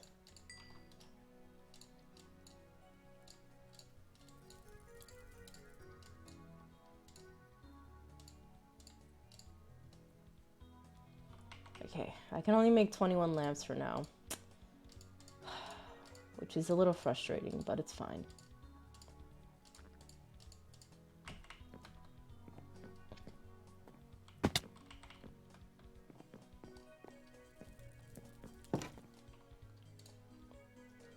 I'll just have to mine a little bit more.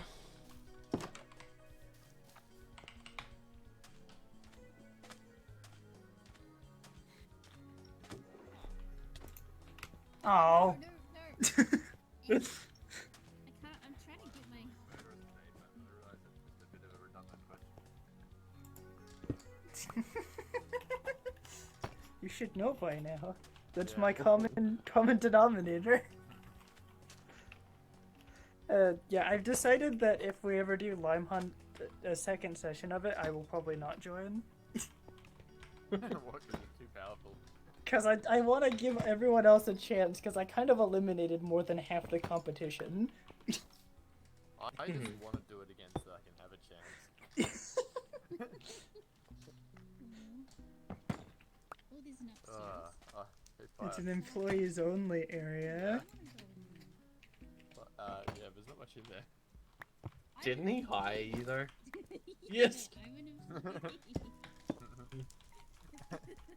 I guess I did. Hey Slushy, I want to give you some inspirational quotes. Can I give you an inspirational quote? Sure. I don't have anything to sell to my customers. Don't relish in the past, catch up to the present. You Where will. are you, Tomo? Thanks. Oh, my loom. Did you like my inspiration? Speaking of puns, I see death looming over someone right now. Slushy, was my inspirational quote good for you? Make you feel good? Do I have to like give a review? Oh. No. Oh, then I'll just keep it to myself. Okay. And you could decipher from that. I'm gonna say it was 10 out of 10. That's my deciphering. 10 out of 10. Okay, here we go, Tomo. You ready? 1, No! This is... 2. Come on, it doesn't have to be like this, Fire. We can talk about this. I'm part of your pirate crew. Hey, I'm Come on, helping. we can talk about this. Do you not know the pirate? Oh.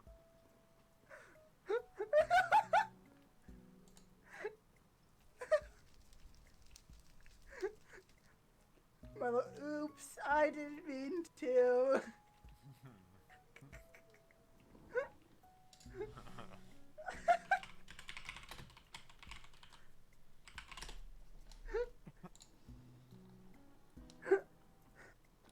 I don't know how to invert this. What now? What are you trying to do? I'm trying to invert Set it it. to nighttime? Yeah. I have all your stuff There, it's inverted. How do you do it? Is it a command? Right-clicked on it. Oh. Oh, thank you. All right. Let's keep on going. I had to set one of those up using a few of those to try and death trap Taco a while back. You know how he's so attached to his bed, I may have put instant damage beneath his bed that was set off to if he interacted with the bed. Oh god. It'd only be primed if the sun went down. Oh jeez.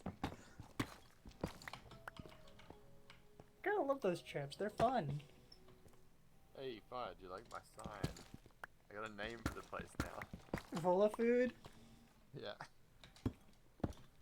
Every one of my shops has to be fully something. I was gonna suggest Cafe de Voli. Make it a bit fancier. It doesn't fit. It doesn't need to go up there, or you could just extend it a bit more. That's weird. So many letters. Why not have Cafe de and then Voli underneath it? That's a very attractive name. Right? Could do that. Huh? Could do that. It would look nice.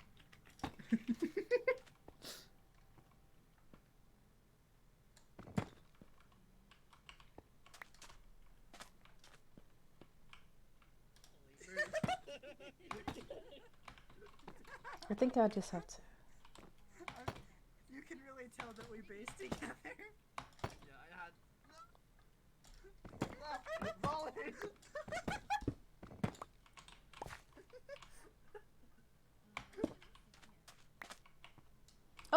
Did my thing go? Yes. There we go. Something over there? I mean, I didn't pick anything up, so... Tomo, did you lose another shulker? I didn't know that. Yeah, because I had one that had rockets and stuff in it. That was in the...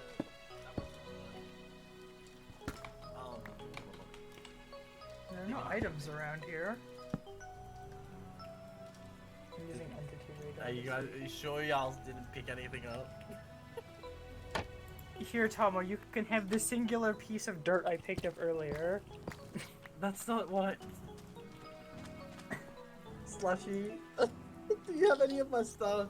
Do you happen to pick up any of my things when they brutally killed me? No. I don't think so, no. Did you have a mending book? No, I had a shulker, I think. And it's gone. Yeah, I don't have it. I'm sorry. It's okay. Tomo, check an ender chest. Go back to volley food. Check an ender chest and make sure it's not just in there and you just No, I checked randomly forgotten. No, I checked the other ender chests over there and it's not in there. Alright. I only have one shulker in there and that's got other things in it.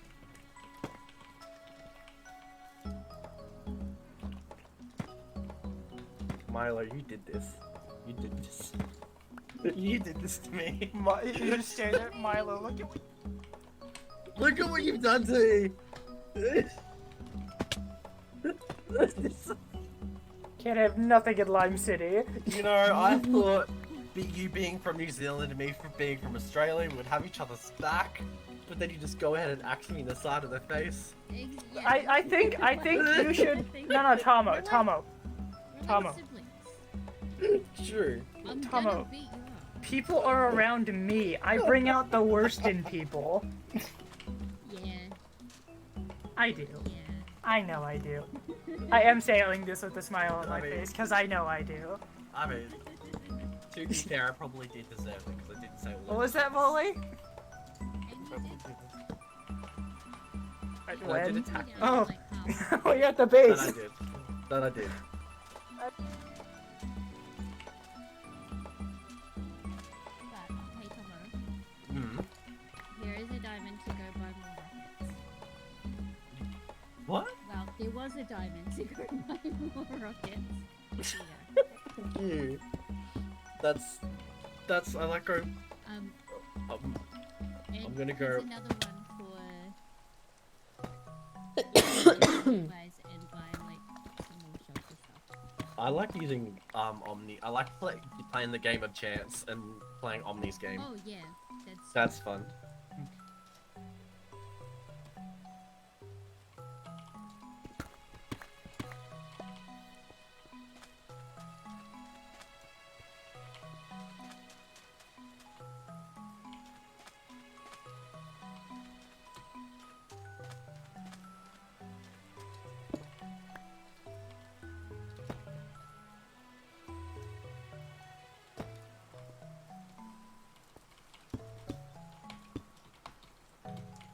Oops.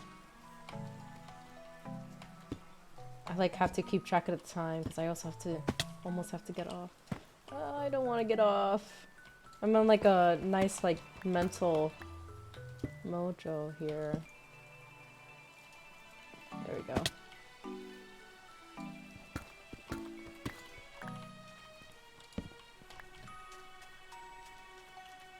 Oh, it's so cute. I love that. Ow. Where did they go? Are they at their base? Oh.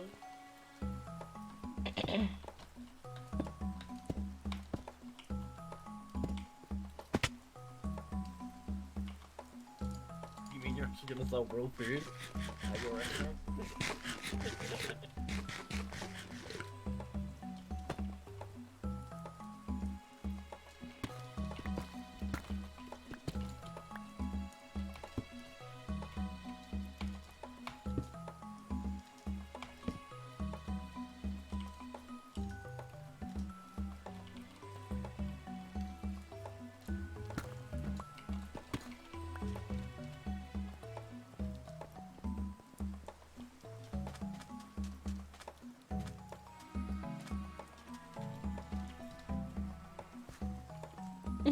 I think they look so cute. I like them a lot. There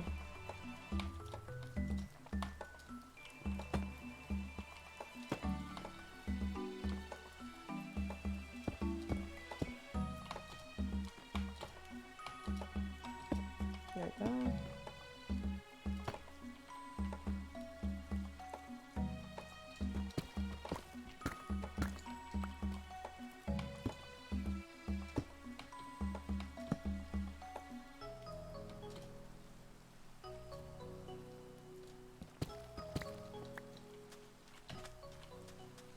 Oh, I really like that aesthetic. Yay. Ooh. What's that? Oh, John, thank you so much for subscribing. I really appreciate it. And thank you for joining the stream. It's the first time I posted it on IG, so I was like, I don't know who's gonna join, but I'm gonna make this a regular thing, because why not? Thank you so much for being here. Hey dog. Bort is getting so cold. She scams. No, I do not scam. So I have to be funny. I'll try my best. To be fair, I don't remember what the rules of the chat say, but yeah, you kind of do have to be funny though.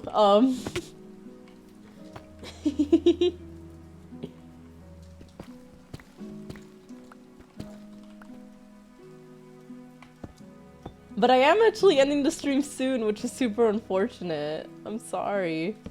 I have to get to someplace at 10. It's actually a drag show I'm going to. Support my friend. I'm not funny and but Ray's very funny. There's still hope for me. Yes, there is, John. I have to subscribe to your stream. Oh, wait.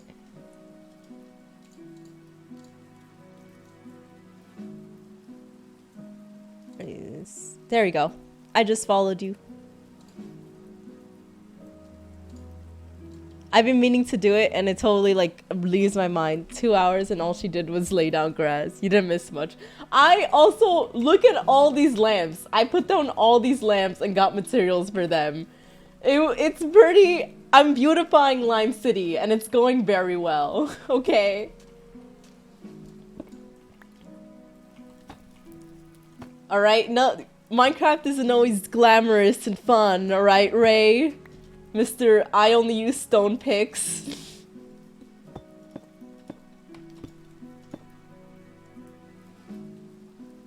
So, I haven't streamed so long, it's painful. What do you like streaming? I heard that this... I forgot what it's named, actually. Never mind. There's this new horror game that's very good. That is better to be played in groups.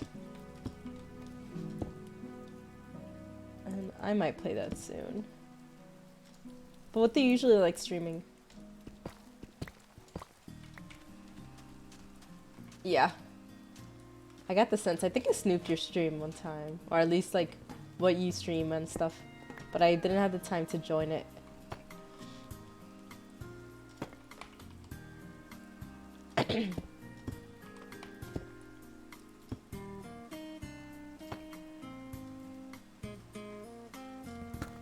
Like definitely on IG I saw like, oh, you're streaming like these things this week, and I was like, oh, that's super cool. And then time got away from me. There we go. But I want to make it like, I want to have an actual stream schedule, but I think you would relate to this. My band doesn't have like a set band practice day during the week, so I have a really hard time setting up a stream schedule, if that makes sense. And I really want them to. I used to have a schedule and then I gave up really quickly. No, I really like streaming, and I'm in like a dedicated server that's like all the people in the server are content creators. No, I don't hate us. I don't hate you guys literally at all. I miss you guys. It's very sad. Ray is also part of the server. But they're all content creators, so it's good encouragement to keep going.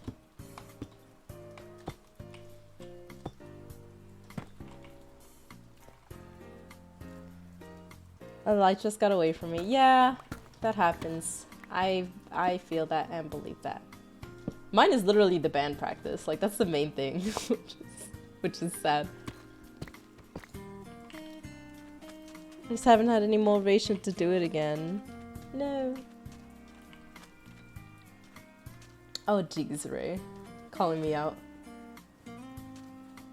I can only do 9 more of these.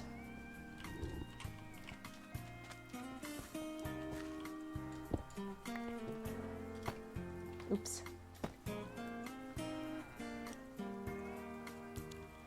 Honestly, yeah. Streaming buddies does make it a little easier. Or, I mean, if life gets too busy, life gets too busy. I know you streamed the Bundy thing today. That's very cool. Like, not on their channel, but I was there. I didn't say hi because I'm awkward and I got scared. I'm just an awkward person. Like, you weren't scary at all. That's just the person I am.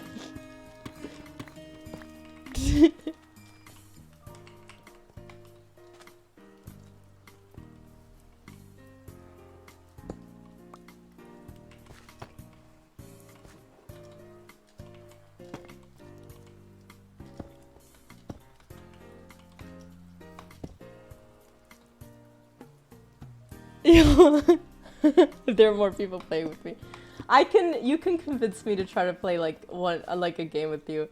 Just let me know. Let me know. I like horror games, like I get scared very easily, so it'll be great content for you. I assure you that. I assure you that.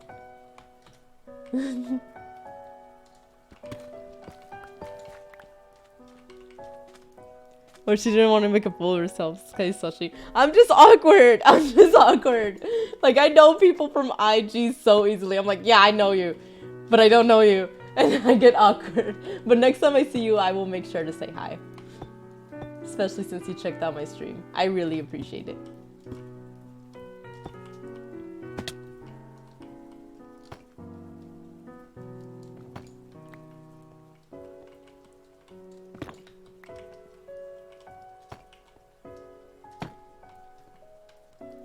We've all been there. Yeah, Ray, you've been there. Bet you go through this a lot.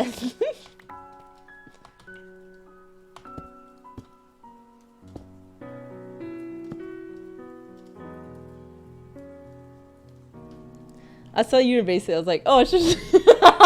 Yeah, and I couldn't find you, so I lost my window, and I saw you two again. I was like, oh, one place, lost my window again. No, that's me. No, you're good. I totally get that. Like, I'm in pain because it's so relatable. Like, it's like, yeah, no, that's me. And like, my bassist isn't any better. Like, she suffers from like terrible social anxiety. She'll tell you this. So she is just also way more awkward than me. So we're pretty bad. We're pretty bad together. I suffer the same problem with Tom from Tom Jolu. He always says hi to me. Super nice. I've seen him so many times throughout the years that I've gone to like his concerts and everything, and I still cannot hold a conversation with the guy. I get so scared for no reason. I'm like, oh, I don't know what to say. But he's always super nice about it. Oh my god. Oh my gosh. Oh man. This is pretty good. First time, and then I'm fine afterwards. It's so awesome. We're definitely gonna try to catch Disruptor again. Tyler, our guitarist, loved it. Like, he loved you guys a lot. Like, you guys are amazing. Me and Ariana missed it, and I was so sad. I was literally going for just you guys. So I was in shambles. But Tyler said you guys were amazing, and so I'm gonna be trying to catch your shows again. Don't worry. We will say hi.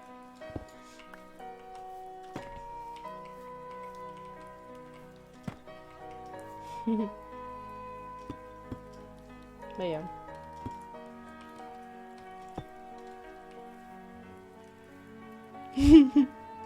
Yeah!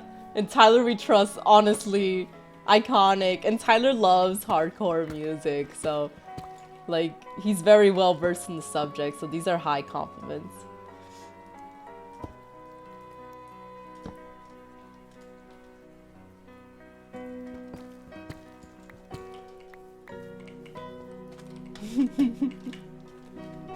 Yeah. I'm gonna place the last 4 more of these and then I'll be done. I'm like forcing myself to place it because I'm like, I have to get off, but I want this to be done.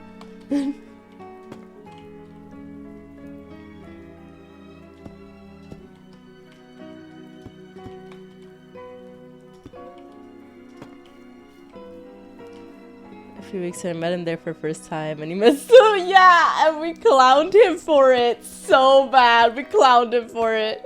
Because, like, he kept on not, like, using a wrap or anything to heal the knee. Like, he was just like, yeah, I messed up my knee. And he reminded me, you know, like, Family Guy and Peter Griffin, where he, like, falls and he's, like, he holds his knee and he's like, ah. Like, literally, that was Tyler the whole night and we clowned him so bad. It was pretty funny. And we were, like, we had a show in Buffalo, like, pretty close to that time, so we were like, your knee better be better. At least enough to stand, or else you're gonna be playing in a wheelchair. So yeah, no, that was a funny time. I think he's kind of better. He still says his ligament is all weird, and I'm like, okay. I'm watching Family Guy, but I've gotta head out. All right, bye. Thank you for checking out my stream. You have a good night. Oh man.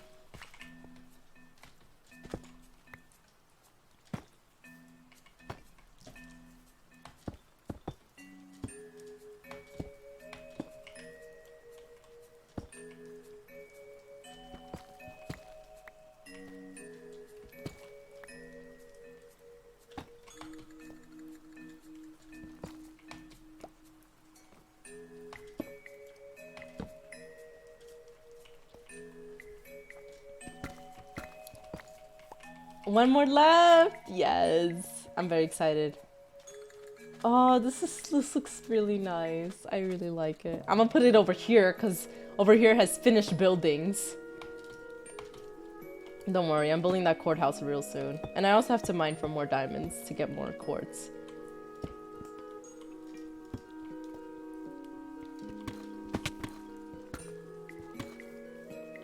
Heck yeah, any night. I'm supporting the Bundy for real. I bought a shirt and put money in the raffles. I really hope I get one of those baskets. I put like 10 tickets in one.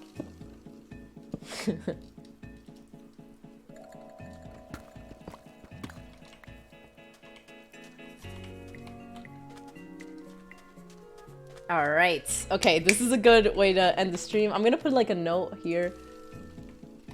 Need more quartz. 4 diamond each. Save.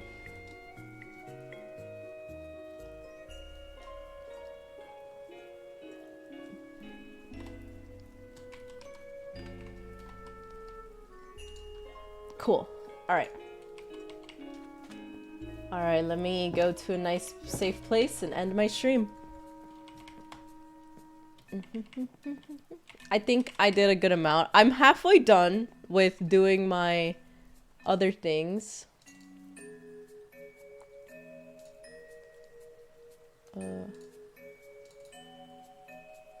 So I would put this as an in progress.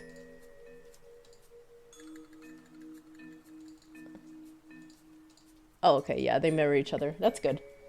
So yeah, in progress with the lamps. I just need more quartz, and I need to buy some diamonds. Are you still a member of my group? Oh, Ray, you're already getting in trouble. But I'm gonna leave it in there for now. Thank you guys all for watching. Thank you for being a part of it. Sorry the stream is in 2 parts. I don't know why my stream just crashes randomly. It makes me mad and sad and sad and all the above. Now people are at war. Check out Tomo and Ray so you can keep track of the war. And I hope you guys all have a good night. Thank you so much. And goodbye.